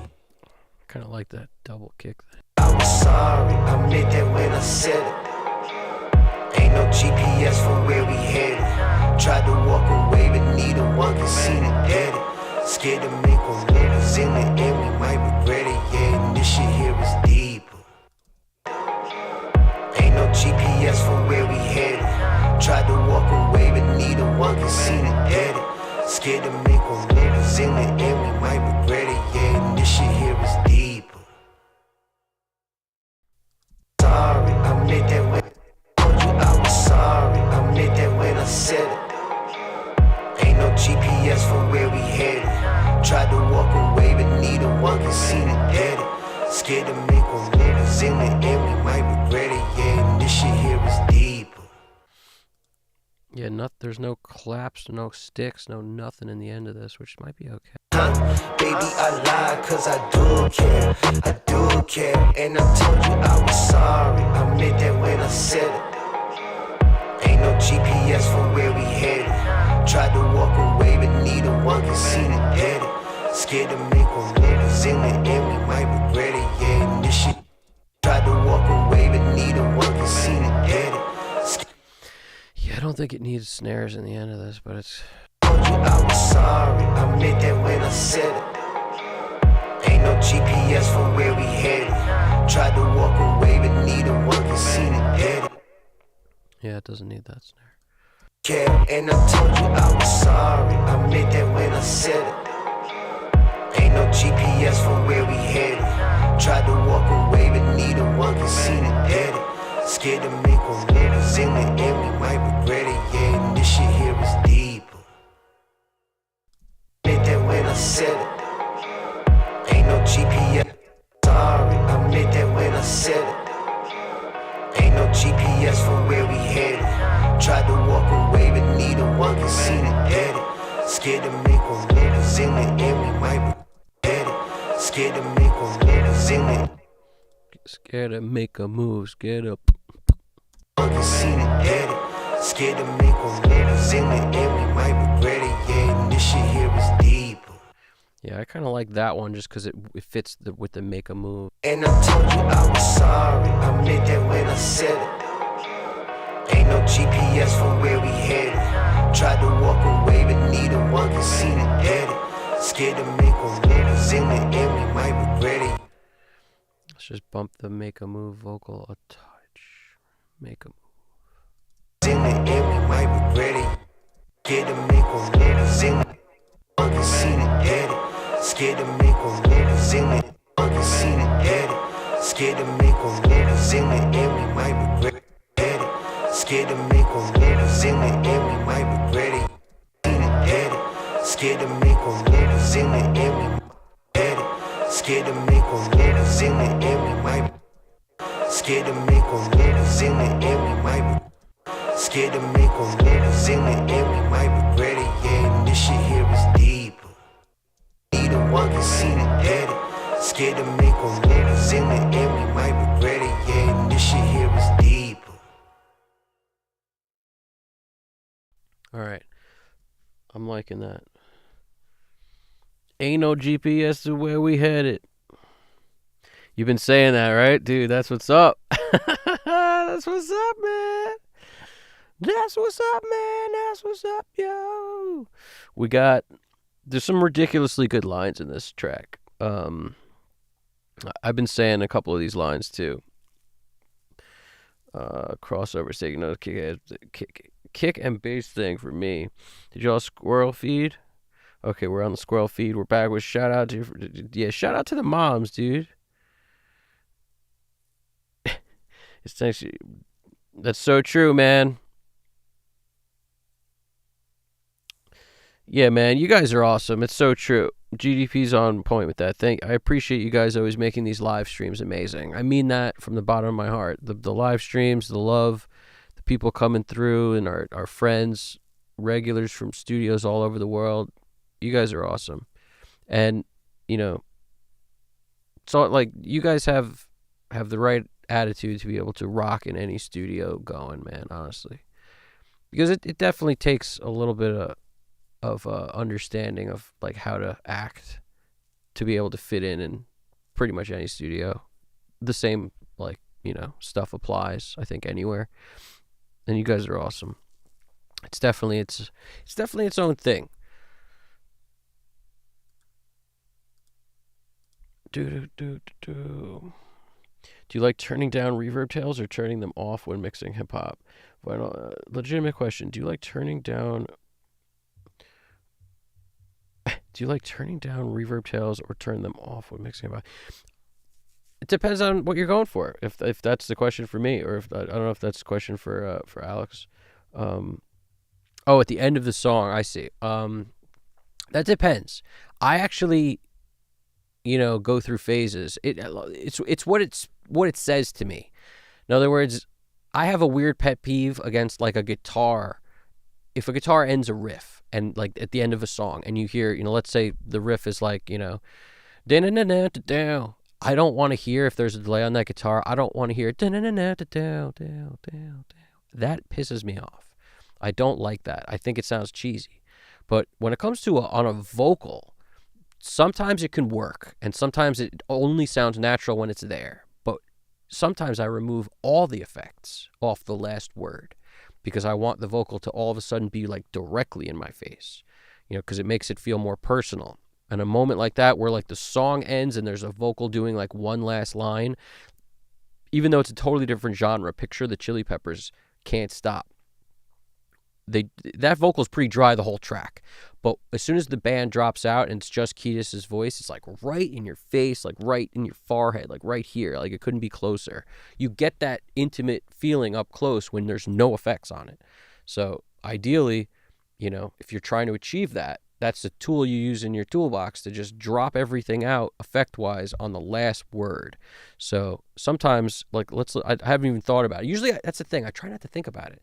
And then if I'm listening to it, I go, oh, that's cheesy, I'll take it off. And if I don't, then it's fine. Sorry, I meant that when I said it. Let's. It's in the end, we might regret it, yeah. And this shit here is deep.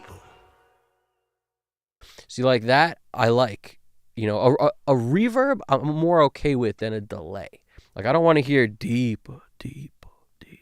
I don't want to hear that, It's in the end, we might regret it, yeah. And this shit here is deep.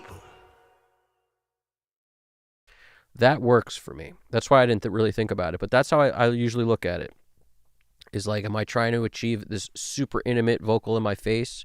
Usually that also breaks down to like one vocal. Like, you got to do it with one vocal. When you have a couple of them, it never sounds as intimate either. So a lot of that stuff is very dependent on the track itself. And if you have a track built on like 3 vocals, kind of like we have on this one, it's a thickness that you get that if you were to take them away for just one vocal, you'd lose something at the end. So you'd almost have to rebuild the vocal sound to get an ending of just one word by itself or something, and that would be weird. So there's a lot of things that kind of go into it. But it's also personal taste, honestly. Some people like a tail, some people don't. Might regret it, yeah, this shit here is deep.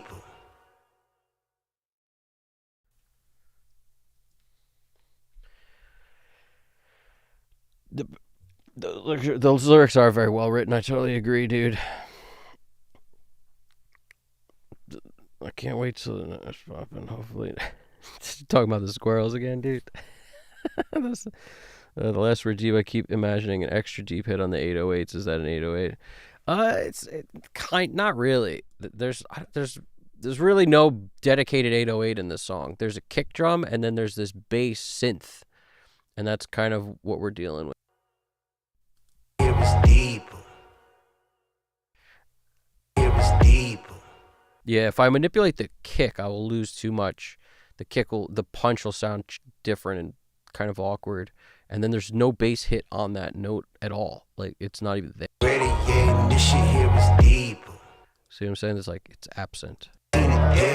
Scared to make a move in the air, we might regret it, yeah, this shit here was deep. It was deep. You know what I'm saying? Like, I don't love the way that feels. It's not a bad idea. Like, I've experimented with stuff like that before. I don't like it for this song. But it's as a concept. Ain't no GPS for where we headed. Tried to walk away, but neither one can see the dead. Scared to make a move in the air, we might regret it, yeah, this shit here was deep. Yeah, and then you could like pitch shift this and have all sorts of fun. Like, if I was trying to do it, I would do something like this, but I just don't like it for this song, but like, you know.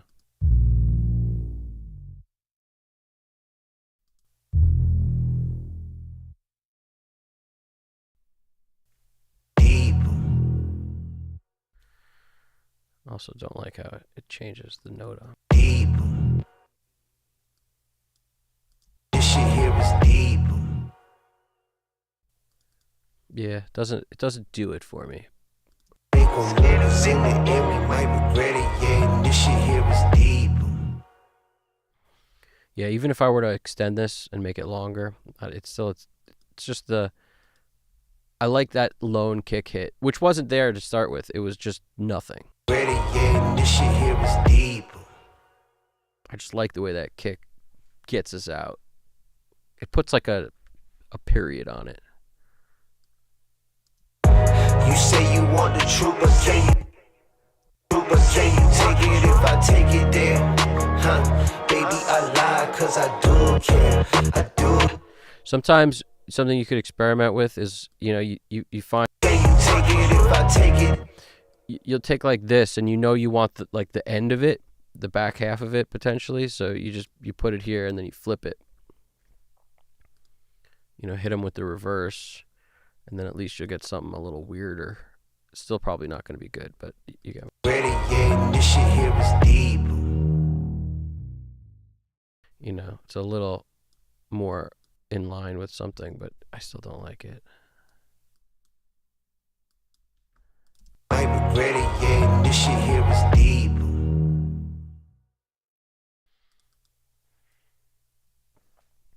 It's interesting how sometimes when you add a note like that, like, you know, this is the kind of thing where if I were to do this and then, you know, hit it with something like little plate, just some, you know, reverb to extend it without time stretching it. Because once you time stretch on a note that's by itself, it's like welcome to Problemville, because you're putting a part by itself, so it's more obvious when there's weird artifacts and stuff, and your time stretching is going to give you that. Like, no matter what, it's never going to be super clean. So I'll always prefer to do it with a reverb if I was going to do it. Ready, yeah, this shit here was deep. That extends it, but it still doesn't do it for me.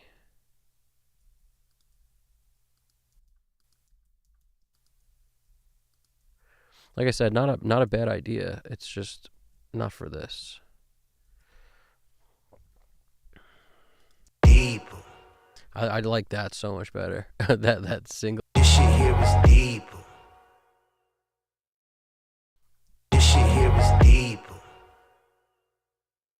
And then this thing extends with it. So sometimes like taking out whatever's bleeding over that area and just muting that could be good. But I don't think so in this case. Let's hear.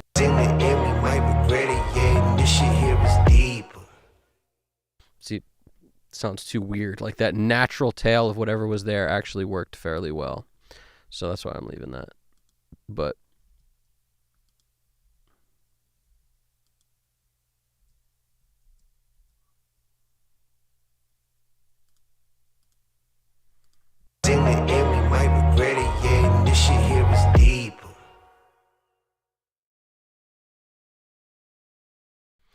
no, dude, there's like you did it totally right. I just want to let people know, like, the best way to ask a question about something is to make it non-specific. Like the best way to ask like, you know, like it almost becomes like, would you ever do this? Because in some circumstance on some songs, yeah, I might. Would I do it on this song? No. But dude, totally fine asking something like that. You know, it's one of those things where the crazier I think it is, the less time I'll even give to it. But you could tell by the amount of time I gave to it just now in testing what it would do, that it wasn't a bad idea. It's just this kind of thing, you know. Like I kind of did that with the kick. I was happy, so I didn't move on from that to try to put something else there, like the bass or something. But I'm also intimately familiar with what's in this song because I've been, you know, twisting the knobs on this specific track, you know. So like I know there's no 808 there. There's nothing. There's this synth. A synth doesn't give you the same kind of artificial low thing that you might get from an 808. You know, making it go into freaking subterranean land. You know, Unleash the Kraken style, like where it goes, like it just doesn't really do that with a synth. But yeah, it all depends on what you got in the song. But it wasn't a bad idea. I have no problem with suggestions like that. It's more for other people's thought of what they could do. That's you know, that's why I'm happy to show you kind of how I would do it if I thought it would work. It would be like that. I'd paste a part of the same thing into the end, hit it with a reverb to create length, because like I said, I don't like pitch shifting. I don't like time stretching when something's by itself. It sounds weirdly artificial to me. So I'd much rather like just some weird reverb and then blend it in parallel if it's too obvious. But a little plate thing, just mess with the mix knob till it feels right, or create another track just for that note and then put the one without reverb and the one with it, blend them in together, that kind of thing. But it's not my favorite thing for a song like this. But that was a good idea, like, you know, in general, to do something like that when necessary. Sure, there's no rules. I'm down. I created a weird sound for when he talked about a car driving off. I just made a weird distorted sound out of something else and then pitch shifted it so it sounded like the pitch was raising up the way an engine sounds when it drives off. Like, you know, there's no rules. But that was fun to make. Baby, neither one can see the daddy. Scared to make a move in the air, we might regret it. Yeah, and this shit here is deep. Yeah, I like the way that culminates. It's a culmination. It's a culmination, man. All right. So, yeah. Wish I had a button to rewind you. Better yet, you here right now, let me remind you. I told you I was sorry. I meant that when I said it. Ain't no GPS for where we headed. Tried to walk away, but neither one can seem to get it. Scared to make a move, cause in the end we might regret it. Yeah, this shit here is deep, but we built this off of friendship. Fell for you, but shit fell through before I ever said it. Damn, how I let it get this way, huh? Man, how I let you get away, yeah. I got it down straight to the heart of this. Dig deep and try to figure out the cause of this. Why every time we talk, this shit turn to an argument. Should be so crazy, I don't even know what started it. But I still stay cause you so bad, bitch, and you dumb dick. I get mad when I come quick. You laugh, baby, say come here. You wanna hear that that's unfair. Then I catch up and I take the lead. I take the lead and you question me. And that's unfair. Then I catch up and I take dumb dick. I get mad when I come quick. You laugh, baby, say come here. You wanna hear that that's unfair. Then I catch.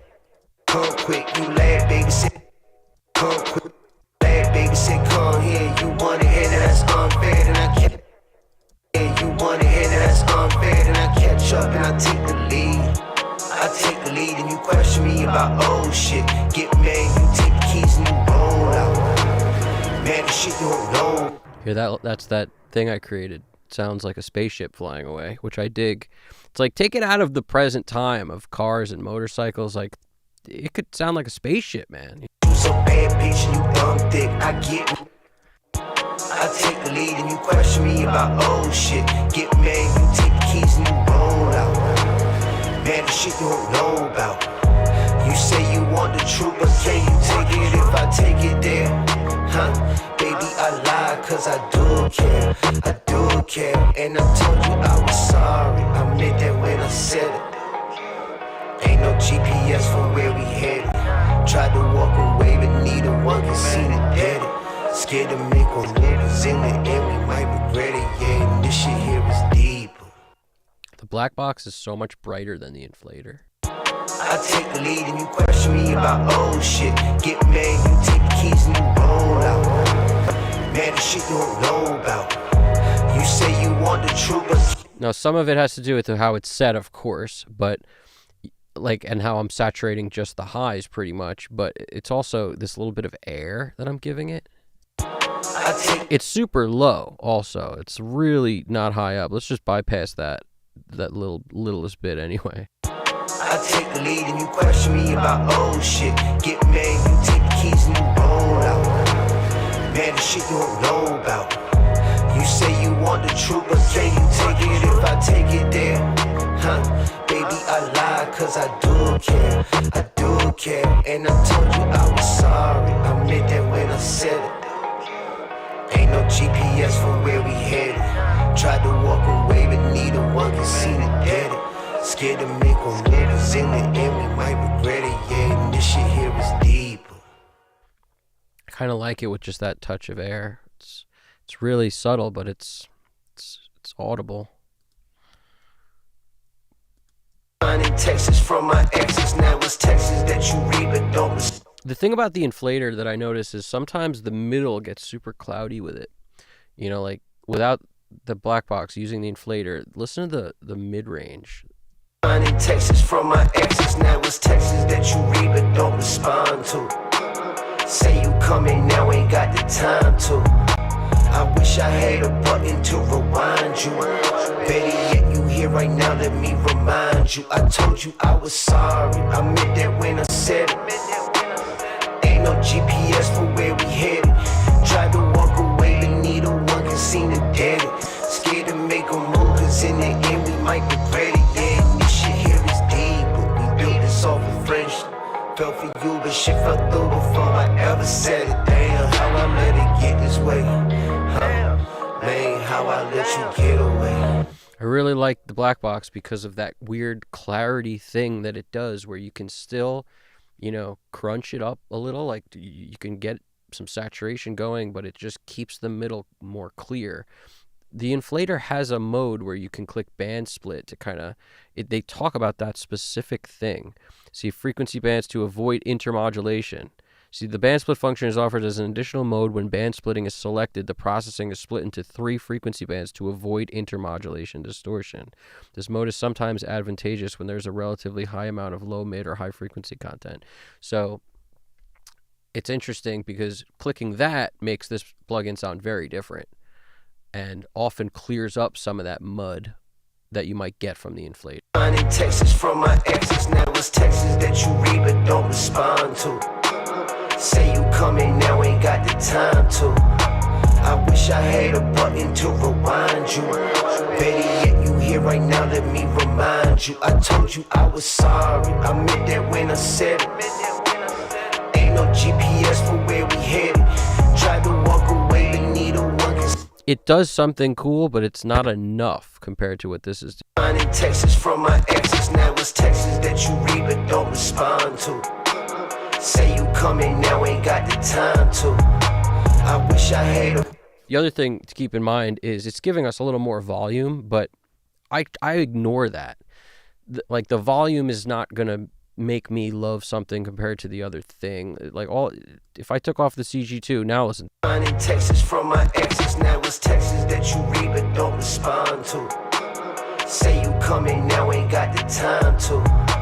I wish I had a button to rewind you. Better yet, you here right now, let me remind you. I told you I was sorry, I meant that when I... See, now this has more volume. So I'm not thinking about volume when I'm listening to those things. I'm thinking about clarity in the mid-range, really.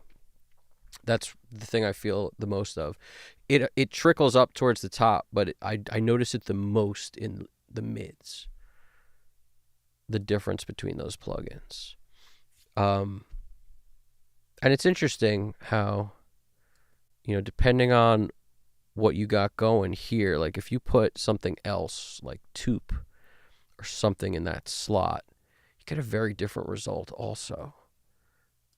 I really like the black box the best for this task, so right now I'm just kind of having fun with it. But I've used Toop here before, sort of in a mastering context. Finding texts from my exes, now it's texts that you read but don't respond to. Say you coming now, ain't got the time to. I wish I had a button to rewind you. Better yet, you here right now, let me remind you. I told you I was sorry, I meant that when I said it. Ain't no GPS for where we headed. Tried to walk away, but neither one can seem to get it. Scared to make a move, cause in the end we might regret it. Yeah, this shit here is deep, but we built this off of friendship. Fell for you, but shit fell through before I ever said it. Damn, how I let it get this way, huh? Man, how I let you get away, yeah. I gotta dive straight to the heart of this. Dig deep and try to figure out the cause of this. Why every time we talk, this shit turn to an argument. Shit be so crazy, I don't even know what started it. But I still stay cause you's a bad bitch. Now the thing with this, you can really make the low end do a lot of different things with Toop.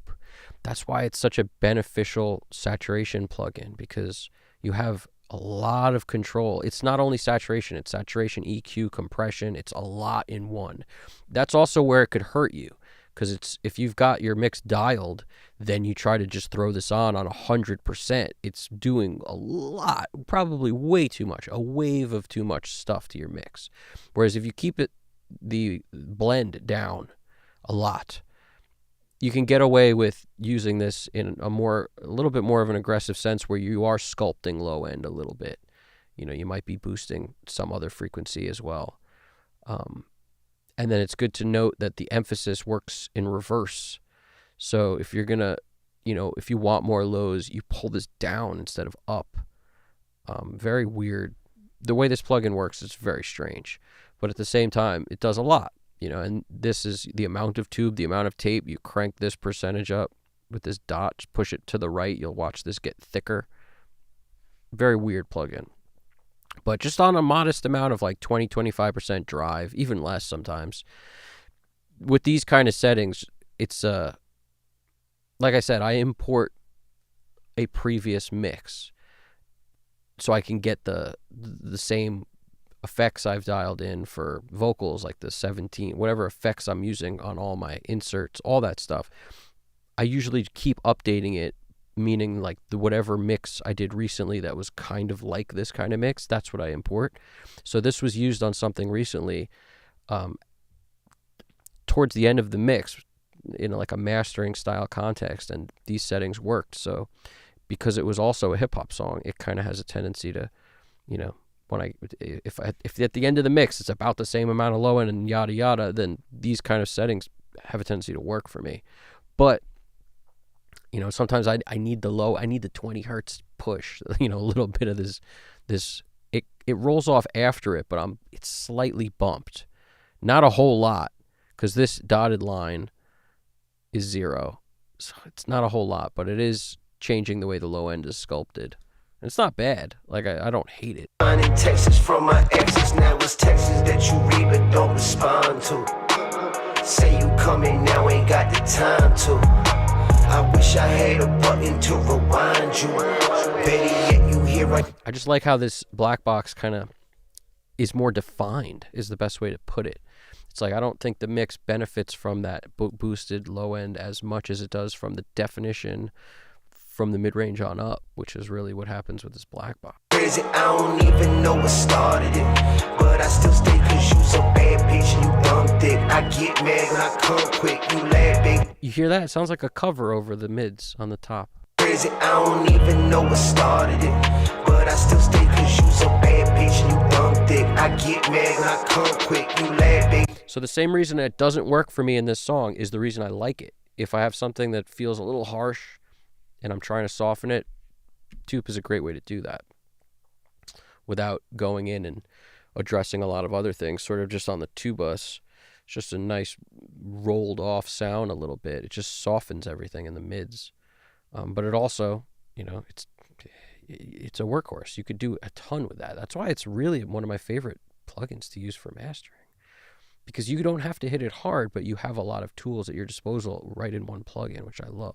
Crazy, I don't even know what started it. But I still stay cause you's a bad bitch and you dumb dick. I get mad when I come quick, you laugh, baby, say come here. You wanna hear that, that's unfair. Yeah, but like after listening to the Black Box, I can't. If I just did this mix with Toop on it, I'd have changed a couple things to account for that, and I would like it just fine, I'm sure.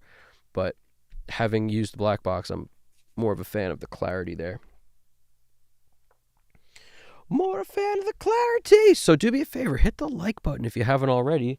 Slap that like button, and let's print one of these, because while I'm feeling the love on it, I'm going to print one. Now, in case you're curious what else is on our mix bus, like what else is there, all right? We've got the first plugin that hits the whole thing is the ATR. So I just like to show everybody this before I print because I find it interesting. I'm a mix bus aficionado, I would say, which I study other people's mix buses is what I'm trying to tell you. And to find out what I liked best, I literally had to try a lot of other people's flavors that they liked. And something I realized is I do like using a saturation plugin first before everything. So if you're thinking about the order of plugins, which you should be, because signal chain is everything when it comes to what we're doing, the same stuff in the signal, but in different orders, will completely either make you love it or hate it. Also the settings within. This is why mixing is such an in-depth process, because there's a million things that contribute to the final result. But saturation first, and I love this push 456 Fat Master as a starting point, because I find all the tape sounds different. So if you're trying to go for a really old school sounding mix, use the oldest tape. Use the 250. It'll break down quicker, so it'll make it feel more, what's the right word? Lo-fi, towards lo-fi, because it's that older school tape, the 250. You also just don't get as much high end out of it, but you can compensate with some EQ right in this, the calibration settings in this thing. You can compensate. But when it comes to how hard this is the flux, how hard you're hitting the tape, and then the size of the tape. So there's something magical for me about the 456 on the lowest amount of flux, which would be this +3, and then the 1/2-inch tape. There's a magic there that I really like. And it's the goo that makes me reminiscent of the thickness that I would love to listen to on recordings that were done to tape, So there's just something there that I like. I wouldn't call it the exact same thing. It's the closest as I can get while using this plugin. If I were to use the Studer in the same position, I would set it completely differently, because every tape plugin doesn't do the best job at emulating what the tape machine did. But you can definitely find settings that will make you happy. They just might be very opposite of what you would do in real life. So when I think about the Studer, I have a tendency to lean more on the 900 or the GP9 tape, because it seems to roll off more at 456 than I like. So, take it for what you will. Again, the EQ settings on these things are your friend, so you can always tweak it. This is just a starting point. Now, the bus comp, 4-to-1 is probably my favorite go-to. I flow between 2-to-1 and 4-to-1 most of the time on the bus. let's see where this thing's hitting. I'm curious. And also is good to note where this is hitting. For me, hip hop's really the only thing, anything with slam and bass is the only time that this needle jumps up close to 0. When I'm doing things that have a lot less low end in them, they usually don't get there. And that's a sound that I like. Whereas when I'm mixing hip hop, rap, or anything like that, I like the needle to get a little closer to 0 because I find that it smooths that out in a way that makes the more low end I want to put on a hip hop mix acceptable. Whereas if I keep this where I would put for a rock mix, which is usually stays somewhere down here between this 10 and 3 zone, it sometimes doesn't even get to 3. And that's because I also like conservative level going into this plugin. Like I like conservative level on before my mix bus gets involved. So if I were to just mute this, how hot's the level? It's always clear of 0. Like it's way below, digital maximum 0 dB full scale. It's somewhere in the between halfway and 3/4 of the way up most of the time, somewhere in this zone. But looking at this plugin tells me a lot. I don't even know what's... Notice how it gets up to 0 on the kicks? That's what I'm saying. With hip hop, it's different for me. I'm okay with the needle jumping higher because this plugin flattens that in a way that I like.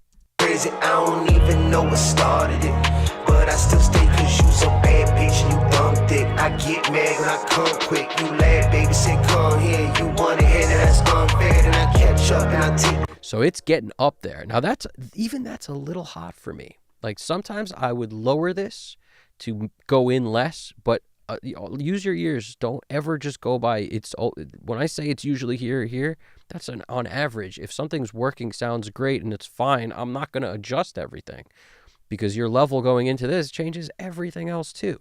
So at the end of a mix, if you're happy, the last thing you should do is adjust crazy amounts of stuff. You just do that if you're not liking something. If you're hearing something that's too crunchy and you're just not achieving what you want, then adjust everything. Don't ever be like, I need to keep this where it is. If you're far away, make changes. But if you're happy and you feel like you're close to something you really like, I don't love to make changes. However, you notice this is at 0, 0. I know if I make this 2 dB lower, I know how to get back to where I was. So as long as all I'm changing is this volume here, all I've done is send less level through this. I've sent less level through this, everything down in order. So to get back to where I was, it's as easy as I could do 17 things. I don't need to rely on undo. Do you know what I'm saying? It wouldn't matter because I know that this starts at 0, 0. So that's the benefit also of not touching this until after you're done with your VCAs. Once you've done with these, sometimes you've brought the level up of the whole enough that you don't like how hot you're hitting your plugins. In which case I might lower this a couple dB, sometimes more. I mean, whatever I think it needs. Could go down 4 or 5 dB, whatever. Like there's no magic to staying as hot as possible. The only magic is if you like the sound. That's the magic. You like the sound, don't touch it.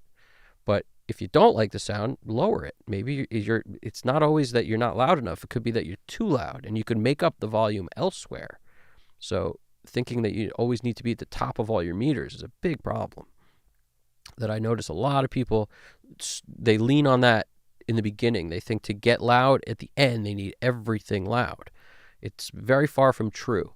If everything's clear, you can make the end louder without causing problems. You can make it louder at the end of your chain, perhaps on a gold clip. Make DSP, the black box, or the CG2. These things would be able to come up more if everything was clearer going into them. So that's where I get into this back and forth, right? When I like the mix, I don't touch it. So take that with you too. So like right now, even though I'm hitting this a little harder than I would typically hit it, I don't care because I like the way it sounds. Now when I look at this, how I let it get this way, man, how I let you get away. How could something go from being so damn easy to so complicated? About 2 dB on average-ish.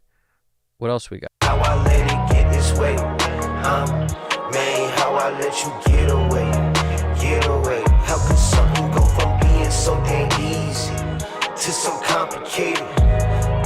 On the loudest kick hits, we're approaching 1 dB. I think the loudest it got was 1 dB once. The rest of the time, it's between like 0.3 and 0.8. So it's approaching 1 dB of compression. I have the compressor on this time. I don't always have it on. This time I do. The side chain is also on. That one's set at 80 hertz. What else? The high frequency compressor is basically a de-esser. And on when I would use the Fusion, I would always have that thing on because I really liked what it did. It just made the top end feel silky and yet not too aggressive. So that's what I'm attempting to do with this. How I let it get this way, man, how I let you get away, get away. How could something go from being so damn easy to so complicated? Damn, all that shit you tolerated, say you wanted me without the street shit. I said okay, ride the plug to 2 slugs, and then I kept it secret, scared to lose you, so I lied about what happened.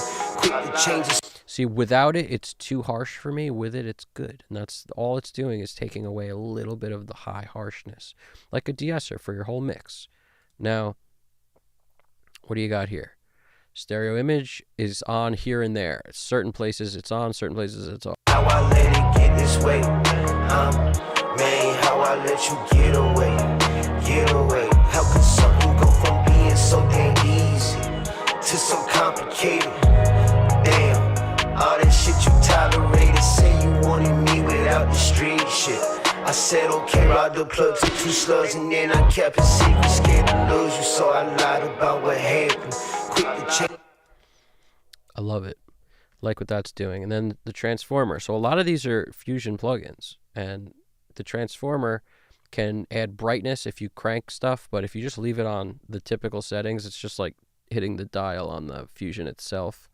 Except the Fusion doesn't have the low frequency extending button, and they put that there because engaging a transformer tightens up your low end, meaning it actually gets rid of some of it below a certain number. It's like 20 hertz or something like that. It gets rid of stuff. Now in rap, it's nice to have that little bit of extension, so that's why I do that.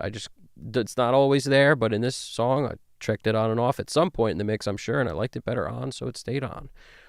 I keep it all the way wet because that's what I'm saying. I'm not used to having controls when I use the Fusion, so I actually view it as just the button, like on the Fusion, except I get an extra button, the low frequency extension button. How I let it get this way, man, how I let you get away, get away. How could something go from being so damn easy to so complicated? Damn. All that shit you tolerated, say you wanted. It has an excitement in it, which I like. It adds a little bit of aggression, a little excitement, without making the shine or the amount like greater than the default. And I dig that. Like I like how they design these plugins to get where you can get to the hardware area without doing a ton. You don't have to twist it beyond just the defaults, which I like. And now Gold Clip doing a little bit. Let's see. How I let it get this way, man, how I let you get away, get away. How could something go from being so damn easy? Notice it was those kicks on the fills, which are some sort of probably automation there that's creating that. But we're talking 1 dB most of the time, and every once in a while on a fill, it might get up to 2 dB. That you read but don't respond to. Say you coming now, ain't got the time to. I wish I had a button to rewind you. Better yet, you here right now, let me remind you. I told you I was sorry, I meant that when I said it. Ain't no GPS for where we headed. Tried to walk away, but neither one can seem to get it. Scared to make a move, cause in the end we might regret it. Yeah, this shit here is deep, but we do this all for friendship. Fell for you, but shit fell through before I ever said it. Damn, how I let it get this way, huh, man. I dig it. That loudest point was a fill that I created, so a drum fill should be loud as far as I'm concerned. What's the point of making a drum fill if it's barely audible? So we created drum fills with the beat. That's what we did there. Now, mic DSP, if it's getting to like 3 or 4 dB, I'm good. This line is in the middle is 3, this is about 4.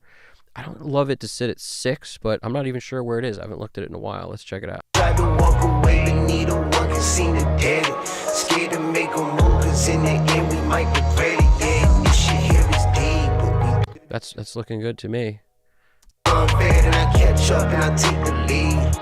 I take the lead and you question me about old shit. Get mad, you take the keys and you roll out. Man, the shit you don't know about. Yeah, couple dB, about 3 or 4 at some points. Sometimes 2. The black box doesn't give you a whole lot of visual feedback, which I like. I don't need visual feedback. I actually prefer not having it on a lot of plugins. Some of them it's helpful. It's nice on a limiter to just get some cue of what you usually do and what you're doing now. But don't let it run your life. Like literally don't make a change based on what something looks like. If you hear something you don't like, there's nothing wrong with using metering to kind of see where that might be and then guess and checking, like, let me mute this. How is it now? Let me lower this. How is it now? But if you don't hear anything you don't like, the visuals shouldn't actually bother you. Now, the CG2 doesn't give you a whole lot of visual feedback either, except for a metering system that's actually wrong. No matter what I set this to, it's just wrong. It's about 3 dB off. I don't know why. Still don't know why. I think it's 3 dB off on all of them. Unfair, then I catch up and I take the lead. I take the lead and you question me about old shit. Get mad, you take the keys and you roll out. Man, the shit you don't know about. Yeah, because this is between 7 LUFS-ish and, you know, it and it's showing you 10, you know, so that's, I don't know why it does that. I got to figure that out. One day I'll figure it out. It's on my to-do list. And there you have it. That's the whole jam right there. Niles! Oh! What's going on, Niles? We got Niles Pache 1734 coming through. Would you ever insert a 3-minute beatboxing interlude in the middle of a rap song you were mixing? Only if it needed it, but probably not. I don't think I would. Unless I was being hired to drop a beatbox, I probably wouldn't. I would assume that it's better without it. You know, unless I felt like I needed it. Probably not, dude. I like how that's the most serious yet hilarious comment. Wiz Paparazzi! What's poppin', Wiz Paparazzi Beats 480, bro? How we doing? Drive safe, Alex, man. Do your drive safe over there. Doing well, man. How you doing over there, Wiz Paparazzi? What's going on, man? For as Memphis style this song is, it's there's no cowbells very much.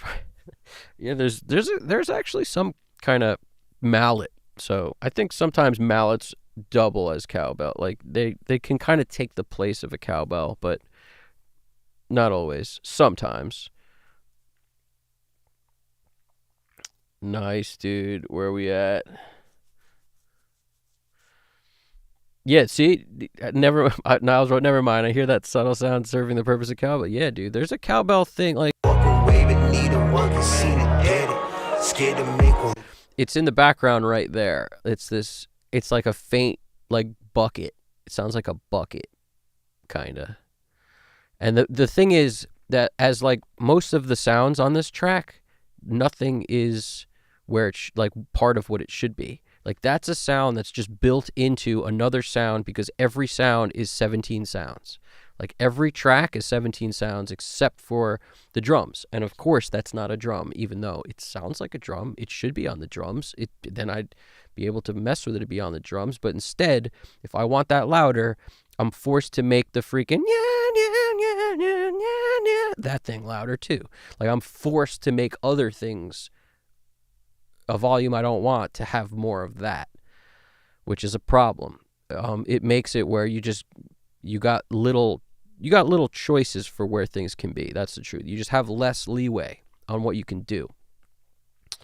I don't mind it. It's just the way it is. You know, like it could be built into the guitar sound. If I make that louder, I ruin the mix by making other things louder. Hear what I'm saying? Like, this is what I mean by every sound is 17 sounds.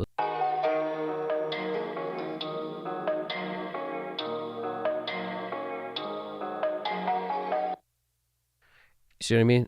Every sound is built from like 4 songs is what it feels like to me. So I'm trying to, hear cowbells, but not hear there's like a bass line on that thing. There's a keyboard. There's a synth. There's this wind noise. Like if I make the cowbells louder, now we got more wind noise. Sounds like we're in the middle of a hurricane. You know what I'm saying? So it makes things where they have to sit where they are pretty much. Once I got happy with where things are sitting, where nothing was distracting me, I just became okay with it. You know what I mean? Walk away, but neither one can seem to get it. Scared to make a move, 'cause in the end we might regret it. Yeah, and this shit here is deep. Yeah, I'm feeling that. I am feeling that. Now, you look at our vocal effects, like that's one thing I didn't mention a whole lot about, but it's the typical stuff that I usually do. Galaxy tape echo, set some kind of crazy way on the Dub L Spring with some tweaks, I'm sure. And that's running into an R comp for some ducking with some Pro Q3 and a pan man to move it. We're doing one of my favorite ways to do some excitement on the vocal, the Aphex oral exciter. Gotta love that. Rolling off some stuff on the top slash. Well, I thought I'd be rolling off some stuff, but I'm like rolling off some super top and I'm putting back some early top. That's what she said. Early top. What else we got? H910, Eventide. A little bit of Hogarth in the double house. Gotta love this thing. Gotta love that little flickety button.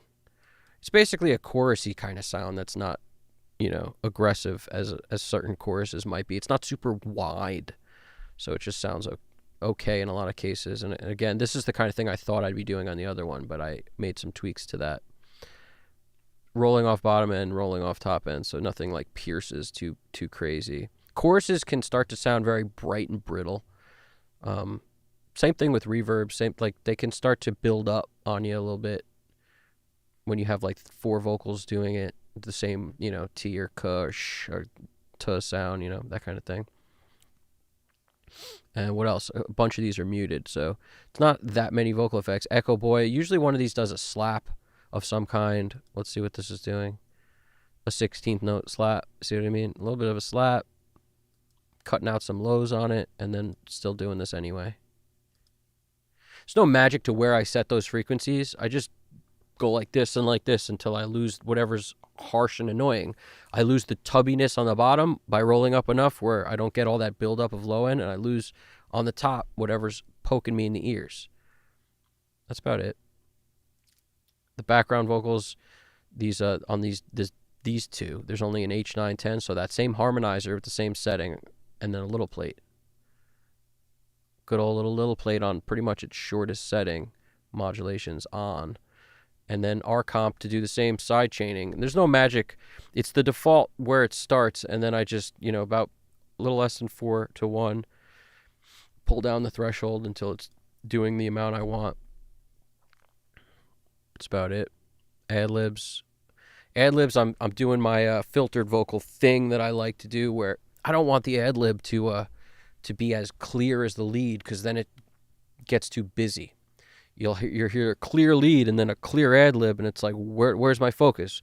So I darken it up. You could do it with a high-pass filter, a little distortion, a little compression, a little saturation, or you use Butch Vig Vocals, which has that with like one click.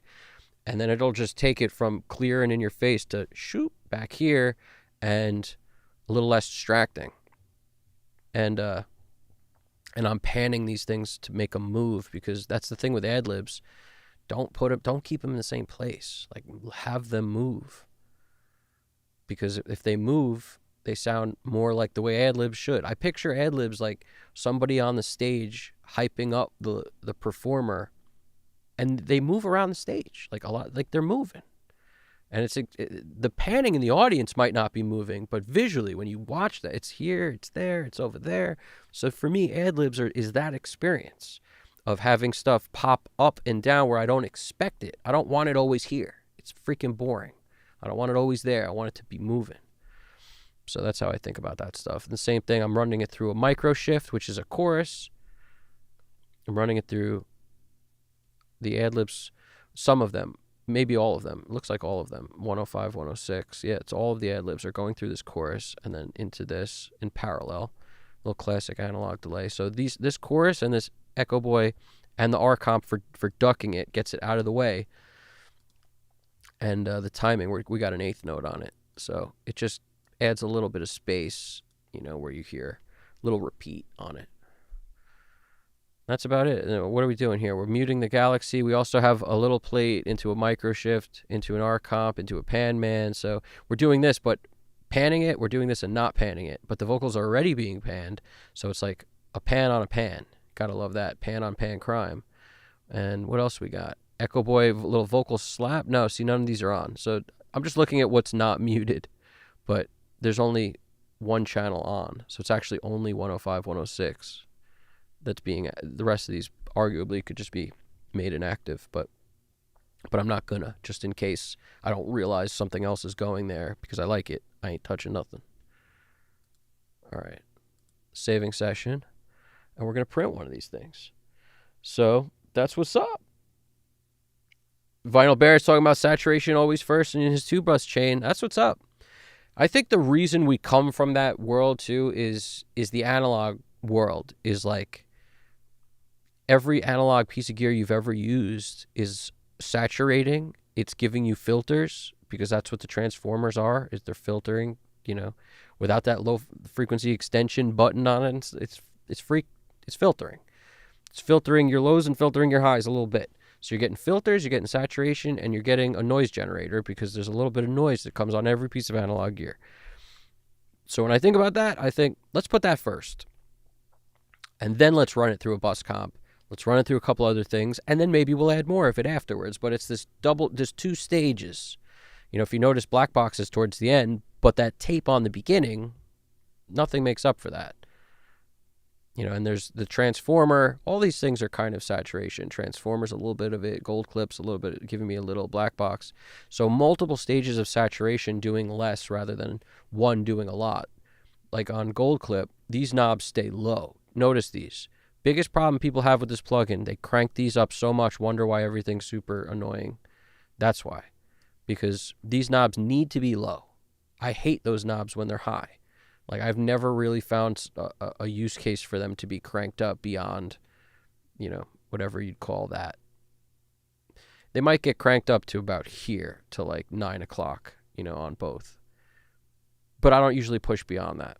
So, like, this is more normal for what I do.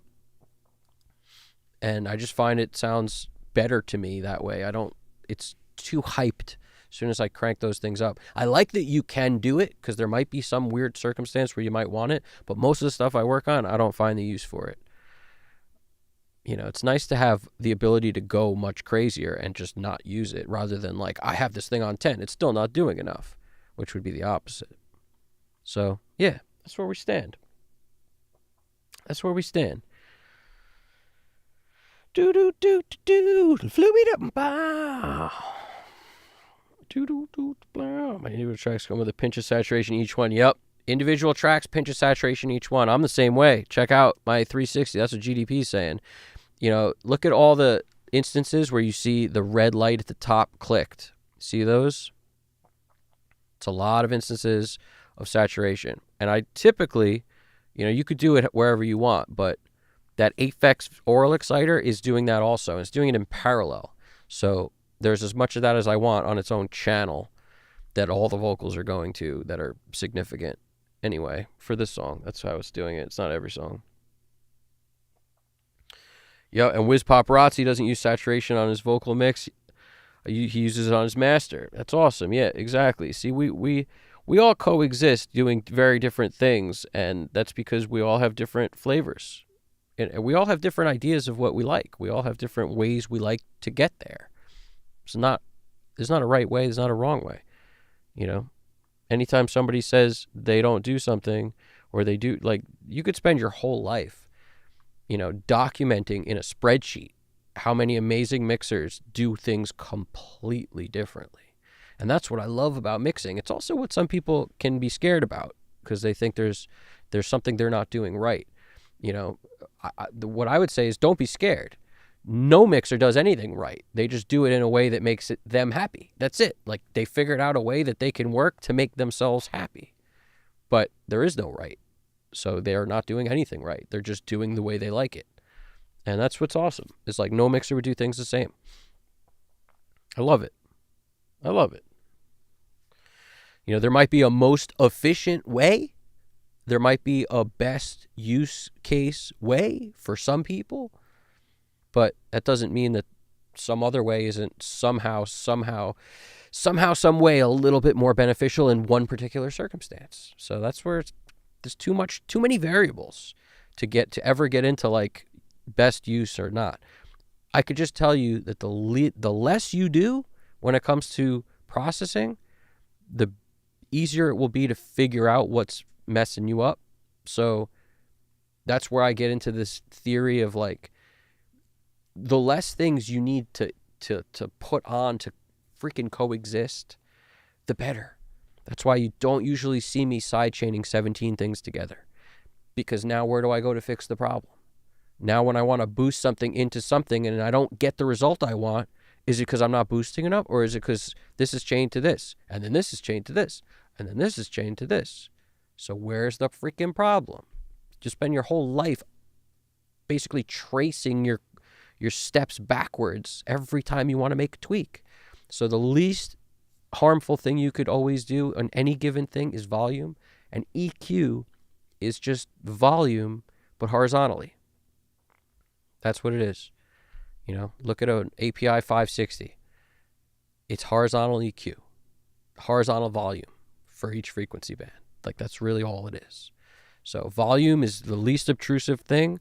Compression is our most powerful tool, which means you got to respect it, because if you start putting on a bunch of compression, now you wonder when things get off the rails, where they went off the rails. Well, the first thing you should do is look at what's going on the compressor. That needle's there for a reason. Don't ignore it. See what's going on the compressor. Hear what's going on with the compressor without it. Relax some of those settings. Are you getting back what you're missing? Is it, how many instances of compression did you use along the way? Where maybe it's coming from somewhere down the line. The least things that are connected, the better, to be able to figure out what problems are caused by what. All this stuff matters. And this is coming from someone who, would fight with themselves on things I was doing until I realized how many things I shouldn't be doing. And I think the longer you work on stuff, the more you'll realize how many things you did that actually messed you up more than they helped. And it's funny how that works. But that's why a lot of pros will do little tiny moves, and then people watching will be like, what is this bullshit? These little tiny moves. I can't believe it sounds so good at the end with all these little moves. It's because they had a lifetime of doing this stuff, and half the time when they cranked stuff way too much, it sucked.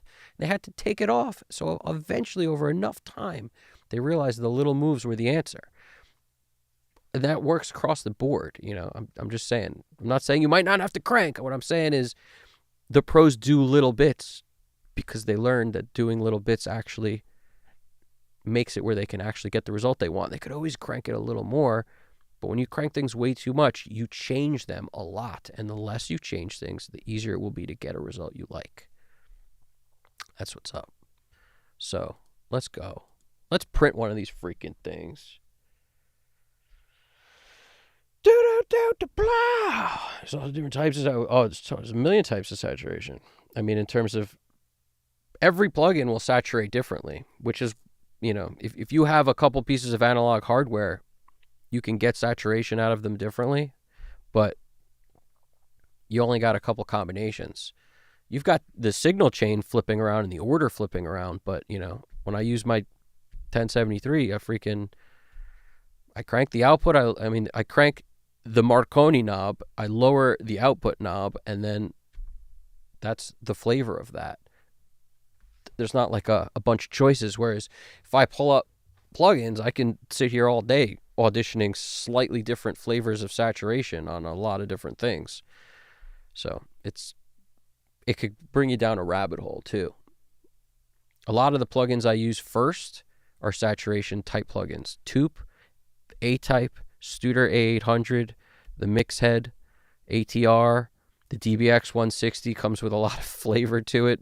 I'd call it more snappy, but it's It's anything modeled after a piece of hardware also has a little bit of saturation in it. It's not clean. So, a lot of the stuff I use comes with some juice. I think that's the key. When I started to mix in the box and I tried to do it like just all clean, essentially, or that thought process that, I don't need to saturate like every channel. I don't need to do, I don't need to have something on there that's always going to give me color first and then other things. Like when I was never really as happy as when I did either multiple stages of saturation or a little bit on each channel. Sometimes that could be with a compressor. Like I said, those are dirty. They're not clean. So a little bit of that went a lot farther for me than clean all around. But I'm sure there's somebody out there who gets great results and only uses like FabFilter Pro Q3. Like that's it. That's all they use.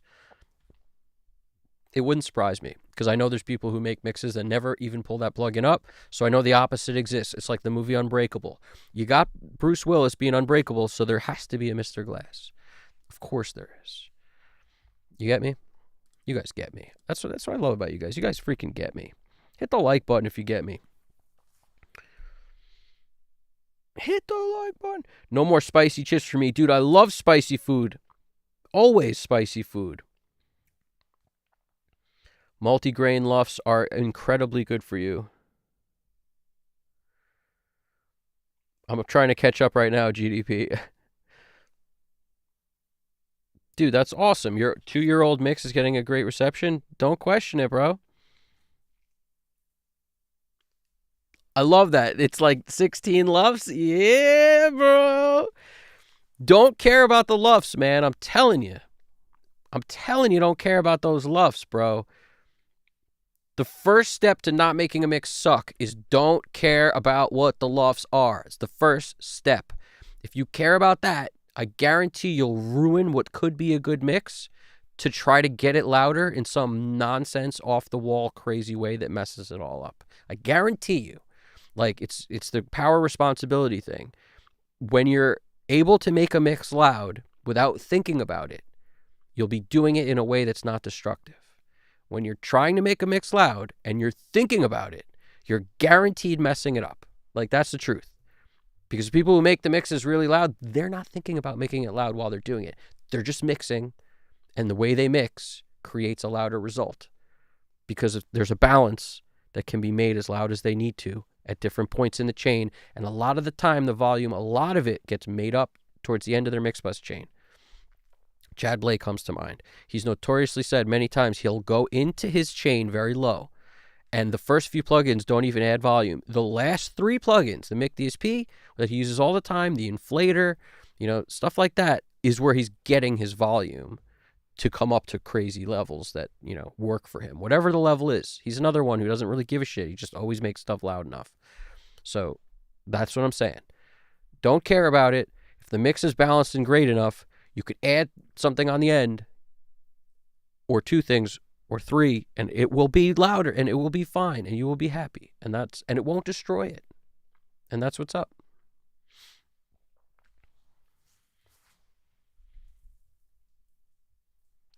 See, that's a funny thing is like the people I know who mix the best don't ever think about loudness, and they could make a whole mix running through an SSL bus comp, and the freaking thing would be loud. And a lot of times, if it ain't loud there, when it gets sent off to mastering, it gets loud. Like, it doesn't need to be loud in the mix phase either if you're sending it off to somebody who's going to master it. That they could deal with the loudness part of it. Just make the best mix you can. You know what I'm saying? So, and if you're both guys, then change your hat. Change your underwear. Be a different guy on that other day. Take a shower. You know what I'm saying? Brush your teeth with the other hand. You get me? Put on your pants the other leg first, then sit down and master the track on a fresh day with a fresh headspace, with a different birth certificate, completely different name from a different country. You sit down to master it like that. Mentally, you got to get there. Run lines in the mirror. Mentally, change up, be a different person. Then you sit down, work on the 2 bus only, from a mastering perspective, And print your mix first, open a new session so you're not tempted to go in and freaking tweak some nonsense 100 times before you do that. Because that's what will happen too.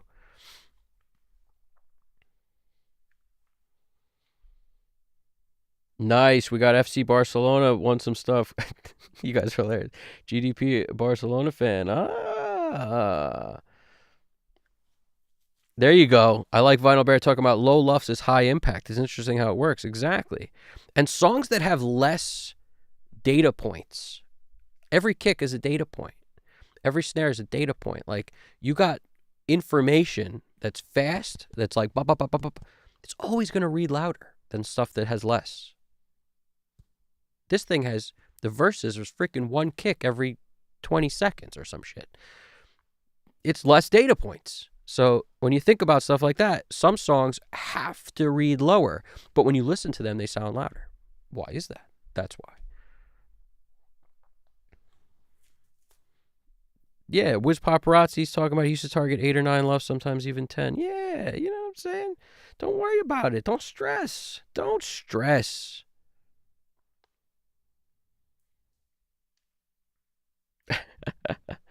Abbey Road saturation is good too. Which Abbey Road plug? I like Abbey Road stuff. You're talking about the yo, you want to know a good plugin? I'm going to drop it right now. The Abbey Road vinyl plugin was my go-to. And I used to do it. I used to use it all the time. And I stopped using it somewhere along the way. But I love that Abbey Road vinyl plugin for years. So if you own that, mess with that. You don't need to dial much in. You don't need the noise high. You don't need the crackle high. Like, none of that stuff that would make it sound vinyl needs to even be on. It could be on like the lowest amount of percent where you barely hear it. And I found that little bit of noise actually was a benefit sometimes.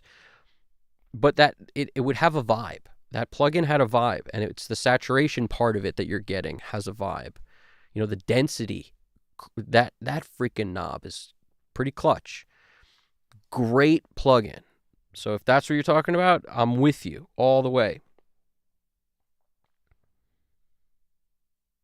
That's hilarious. Niles Pichet, that's hilarious. He watched somebody talking about running a signal through just an XLR cable for analog warmth and juice. That's freaking hilarious, dude. That's crazy. You need me to try some ramen, bro? I've had ramen. I've been to ramen shops before. I'm a big fan of ramen. I like spicy ramen. Yo, Vinyl Bear, it's good to see you. Thanks for coming by, my dude. That's we do a same hello goodbye, like aloha. Hold on. All right, you guys know what time it is. It's time for a print.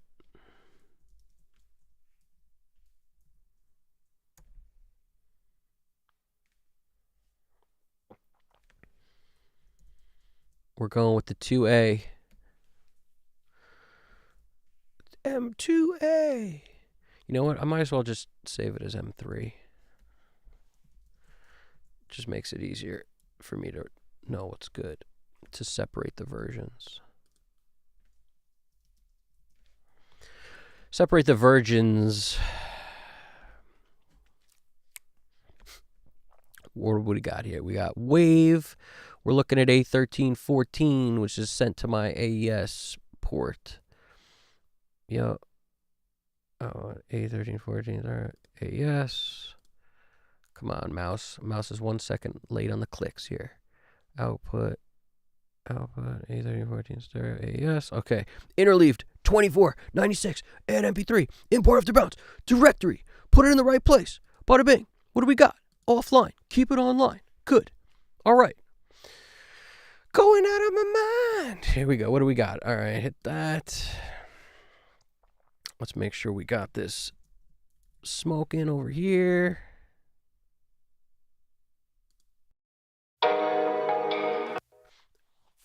Let me mute my mic real quick. I'm going to run a print, and then we shall see. If I'm happy with it, we're just going to leave it there for the night, guys. And then we will do that thing we do. where we do it. I might do a fresh listen, fresh day, and then I send it off right there. But I put a timer on that day where I don't spend more than like 10 minutes on it at most. Sometimes I don't even do that day. It really depends on if tonight an hour or two goes by, I listen, I'm stoked, send it out right then. It really depends on if I get a chance to do a fresh ear listen, and that could be 2 hours later. Like, it doesn't have to be the next day. But next day is usually very helpful. Totally fresh head on it. You know what I'm saying? Work on other things, then open it up with the fresh head. Here we go. Let's run it. I'll be back in the chat right after we print this one.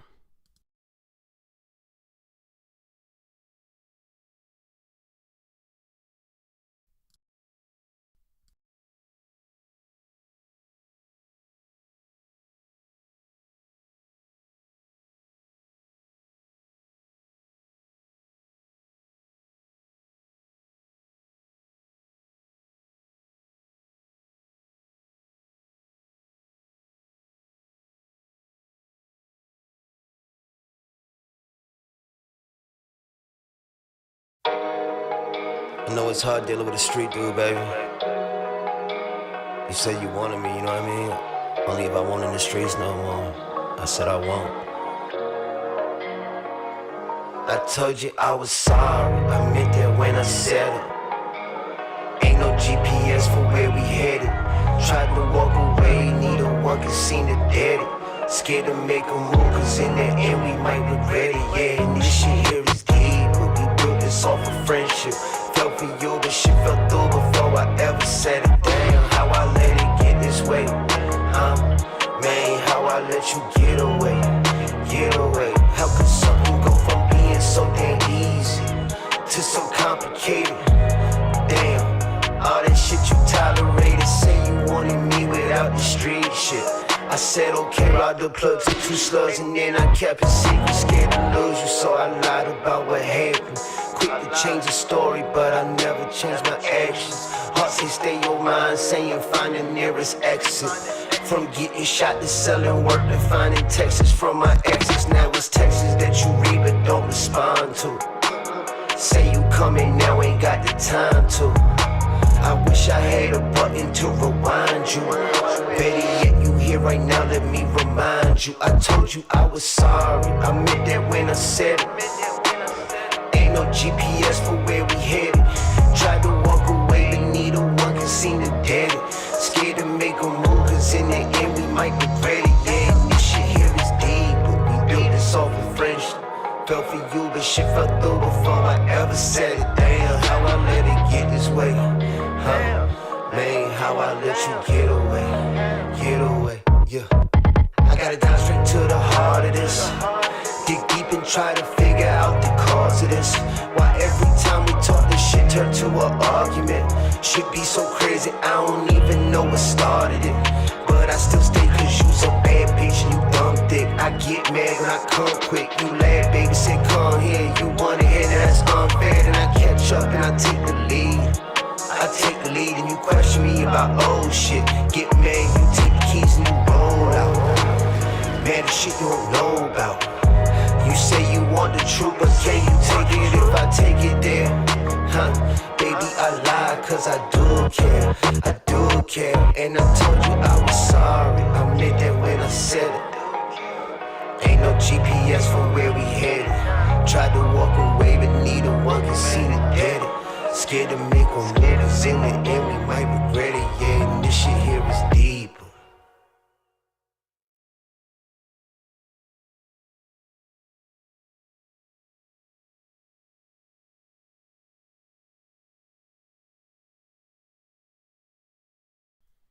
All right, we're back. I appreciate that, Wiz Paparazzi. We've done it. We've done it, guys. We've done it. It's nice when you don't have to do a whole lot because you did a whole lot the day before. You know, feels like we're in a good place with this song at the moment. I'm really feeling it. It's a special track too. This is a special track. The dude's lyrics are so good, so well thought out.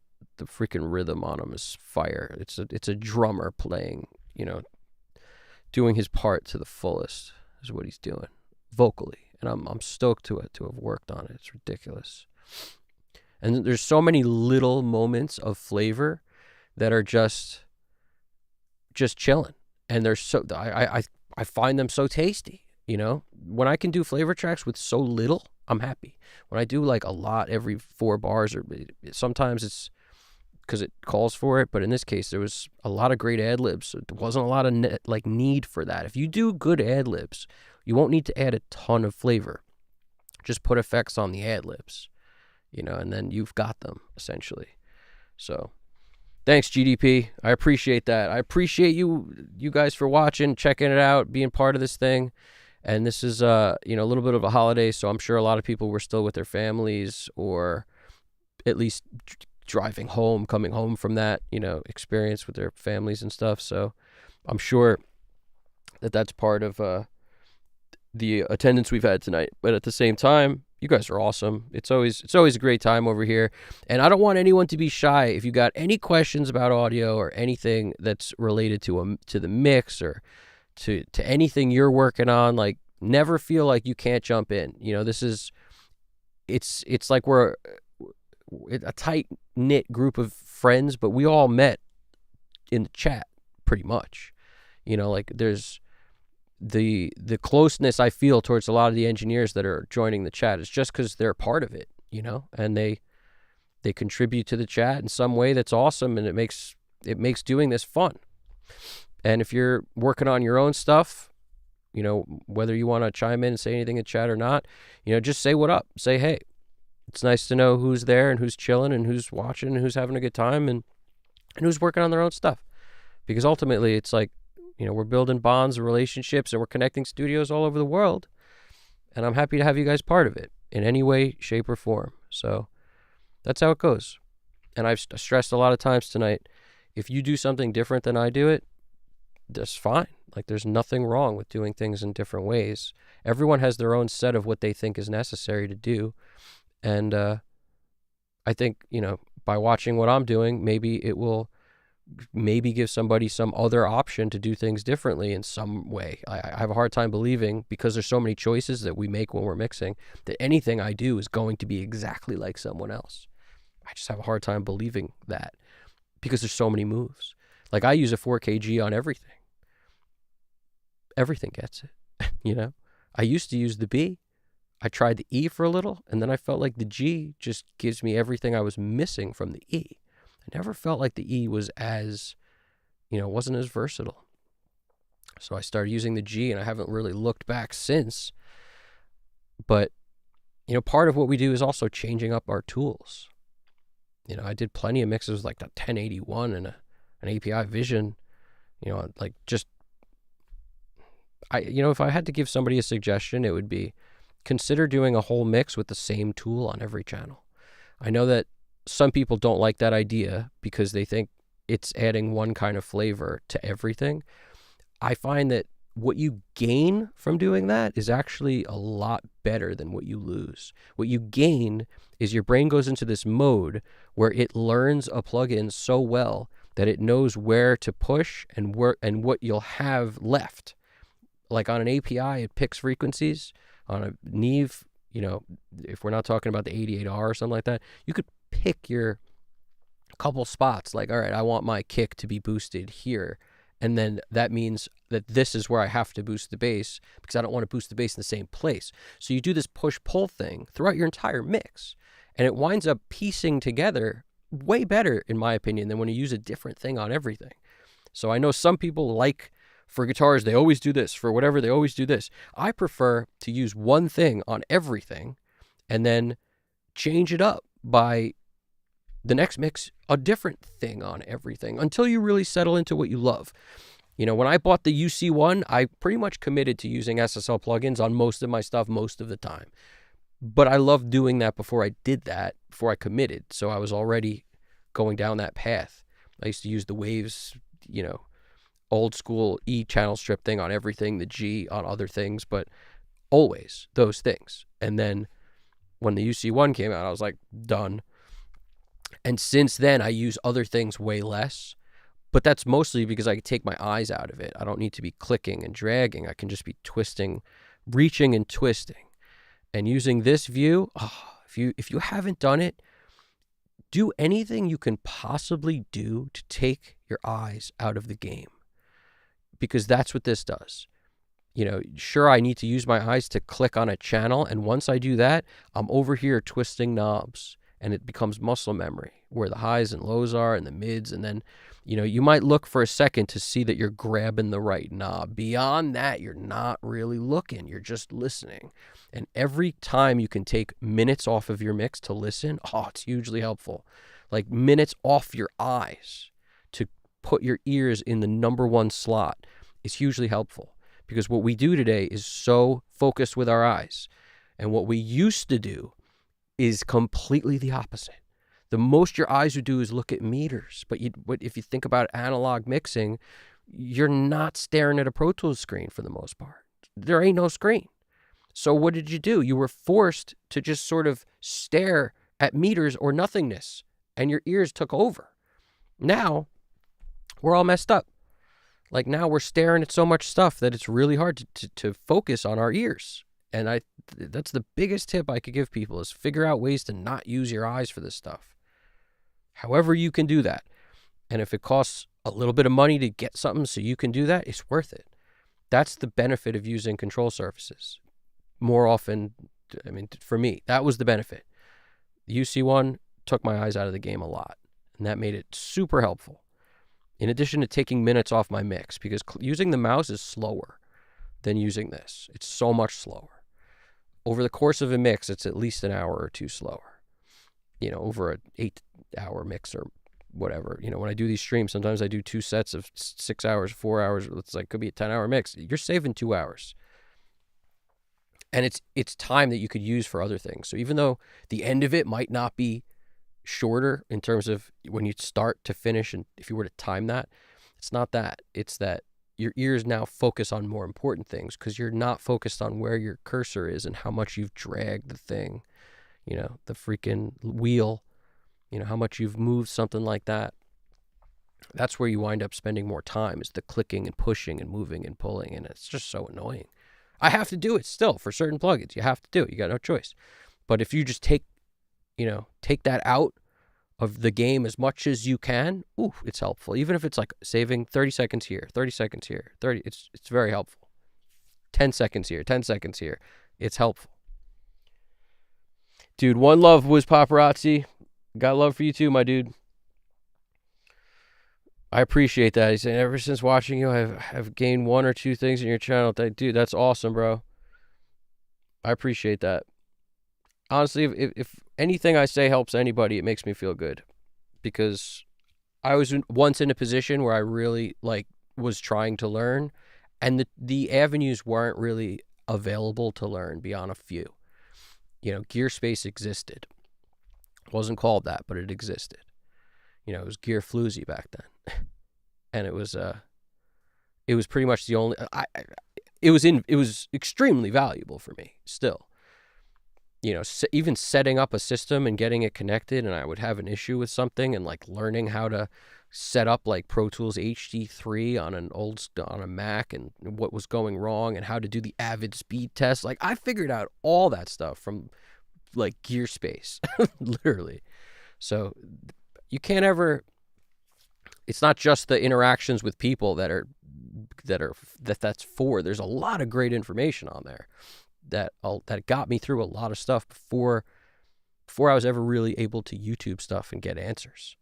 So it's great. Anyway, you guys are awesome. Today's a great day because we have stuff to be thankful for. We're alive, and that's awesome. So thank you, mothers. All right. Thank you, mothers. My accent comes out on that word. Can't help it. Just can't help it. Anyway, let's do some thank yous. What do we got? Thank you time. Let's rock and roll here. We got thank you to Vinyl Bear Studio. Thank you to Alex Christoph Drums. Thank you to Niles Pache 1734. Thank you to Braxel1. Thank you to Wiz Paparazzi, to Beats 480. You guys are awesome. And we're going to have more of these things to come. We got tons more crazy stuff coming down the pike. And what I've realized is the shorter the stream, the more accessible it is for people to watch. So my thought is I should do a couple of these mastering because there will be significantly shorter streams because there's less to do. There's frankly just less to do when you're mastering. Sometimes it's why I'm jealous of mastering engineers because they just have less to think about. And you got to be kind of like, I'm sitting here with lots of choices of lots of things and there's just, you still have choices, but so much less to do, so it's interesting and it's its own thing. The more you do anything, the better you get at it. And so, the more you strictly work on mastering, the better you'll get at that part of the process. So I find it's like a nice break mentally from mixing to master stuff because it's a totally different mindset. A lot of the same skills apply, like ears being the most important thing, but beyond stuff like obvious bullshit, like your ears are important, it's so freaking different. It's really like I don't visualize when I'm mastering things the same way. Like if one of them is a freaking car in my head, the other one's a spaceship. Like it's not, they're both methods of travel, but it's not the same vehicle in the least. It's totally different. And that's how I think about it. So anyway, that should be fun. And we'll probably start doing that in the box. But when I master stuff, a lot of times I'm running through hardware too, because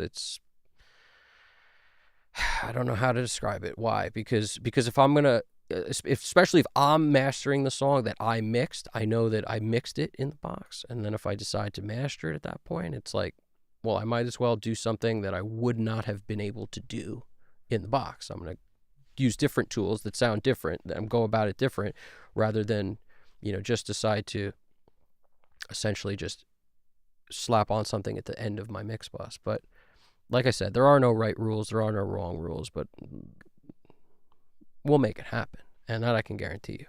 So GDP Japan, thank you. I can't forget about you, my dude. I appreciate you being awesome, being here, throwing down the throwdown, making sure we fly this thing through the sky, stay clear of the mountains. We don't hit too much turbulence. Everybody's got their seatbelt on, tray tables up, cell phones off. You know what I'm saying? Everything is locked in the upright, in those freaking stowaway overhead compartments. I make sure of that. We make sure nobody's got too much BO stinking up the place. We do what we can. So you guys have been part of that. This song is called Meant It by SD Verse, and I'm very happy to have worked on it because it's a ridiculously good song. It's nice to get done with something and love it as much as you did like the first time you heard it, and that's how I feel about this track. So it's a really ridiculous track. Very happy to be part of this.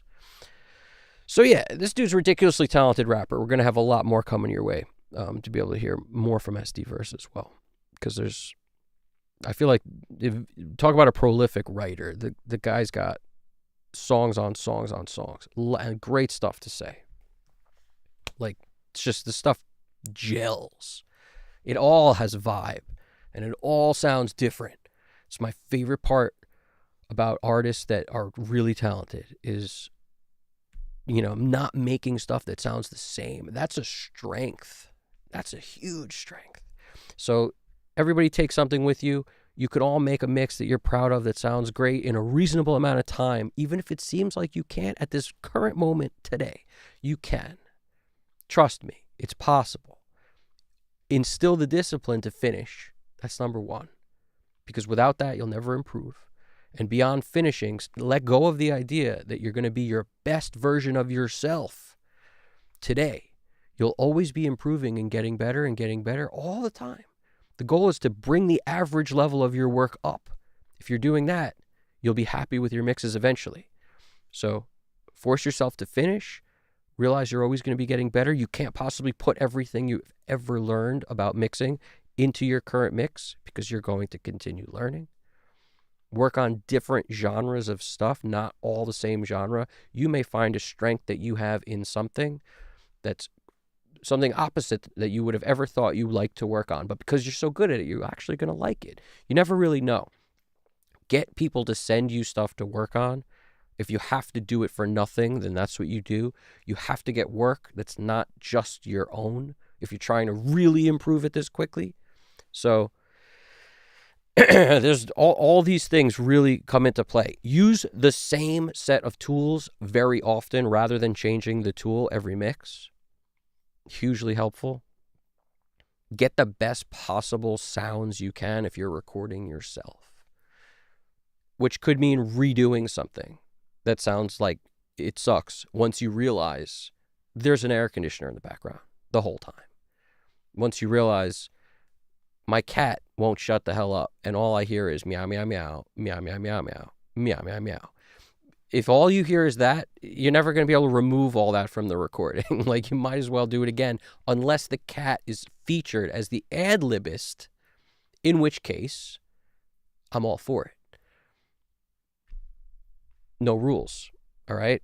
The cat can be doing ad-libs. That would be fine. It's more the AC problems. It's those constant, like, white noise. You know, it's hot out, the freaking AC, the mic input cranked to 10, so everything's clipping, stuff like that. Like, just do it again. And instill some practices when you're doing stuff where you can avoid those things going wrong. Like, listen back, you know what I'm saying? Stuff like that. This was an incredibly clean recording. Really happy with the way this sounds, so nothing I'm saying applies to this. However, this is one of those things when people ask me, what can they do to improve? This is all I keep thinking about is like, how many different little tips can I give people like that? And there's a lot of them. So many. You know, always use a pop filter. If you don't got a pop filter, put a pencil up. You know, right in front of your tape it to the mic and to get rid of as much as you can. Like, just plosives are your enemy. The S's, the T's, the cuz, the ch, that's all your enemy. Like, a lot of stuff could be your enemy here. A lot of good singers that you don't realize have the best vocal technique, like Michael Jackson. Why did he always sound so good? Because he would control the distance from the vocal mic. It wasn't because he had the best compressor in the world working on his vocal. It was because he knew when he would hit certain things hard to turn his head. When he would go to belt, he'd back up a certain way. He'd raise his chin up. He would do different things he would be moving around the mic to create an even sound. And you know how he got good at that? He wasn't born knowing that. He recorded enough and put out enough stuff to then listen back and realize what sucked and what was good. And when things would suck, why does this sound like that? He would be smart enough to internalize that and then never let that happen again. Hence, finishing, putting stuff out, reflecting, getting better through reflection on what you've done before. So, all right. So the bottom line, you got to start with the man in the mirror. All right, let's run this. We're going to hit save. We're going to call this a day. You guys are awesome. I hope I didn't miss anybody on the thank yous. If I did, I apologize. But it was a solid, tight-knit group today. Backstretch all around. Alex Kristoff is back doing his thing. Glockenspiel's up. Backstretch, everybody. Look, the two most important things when you're mixing. Backstretch constantly and water plug-in, which I'm in need of right now. Like, have a bottle of water and drink, as long as it's water, while you're rocking and rolling. Never energy drinks, because they change the way you hear. I'm a fan of some caffeine, but just try not to instill habits that are going to wind up ending you. You know what I'm saying? That stuff's poison, and everybody knows it. So what are we doing? All right, I'll see you guys soon. We'll catch you on the way out. I'll hit you with the backstretch coming at you soon. Cover half of the world's time. There you go. Solve problems first before you start to master. It's the first. Wiz Paparazzi's got it. You got to have a mix that you're happy with. When I get a song and somebody's like, "Can you master this for me?" and I'm thinking to myself, you really need a mix that's good. That's what this needs. You know, you expect me to solve a lot of things in mastering, and don't get me wrong, I can.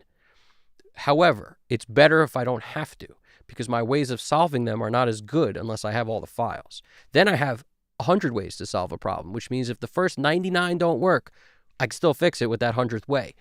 The other way, I've got 4 or 5 ways to fix it. So it's not like there's no ways, it's just we're even more limited. That's the truth. So things get limited. When you're in mastering, there's less options. because everything's glued together, which is why I don't like tracks that have like 17 sounds on one track as much. I'd rather have everything separate, because the control factor gets to 10 compared to a 2 of control factor, like scale of 1 to 10, 10 being the most control. You're at like a 2, 3 when you have everything locked together. And even though I can alter stuff in mastering, that's the point. I'll be able to split certain things up, but they're still not the same. It's not the same as having all the tracks, not even close. So there we go. Fix the problems first. Have fun with this. Have fun. Do something you haven't done. You never recorded drums? Do it. You got a drum set? Do it. You never recorded tambourine hanging upside down while simultaneously swimming in a pool? Do it. It might sound awesome. That could be your sound. Anything. All right? Anything. Okay? You got a trumpet around? Pick up a trumpet. It's the worst that could happen. It's going to sound like a bunch of farts. Who cares? All right? I think we got this. I'm off the rails. I'm about to go do something good over here. All right? I'm going to eat some food. You guys got this. Happy holidays to everybody in town. Let's party whistle because we're done here. Triangle time. Bicycle horns up. Little applause. Went around the trifecta. Everybody keep in mind, you can all do this, and you got this. All right? This is Evan Jaffe, Custom Cut Studios. You guys got this. Take it easy.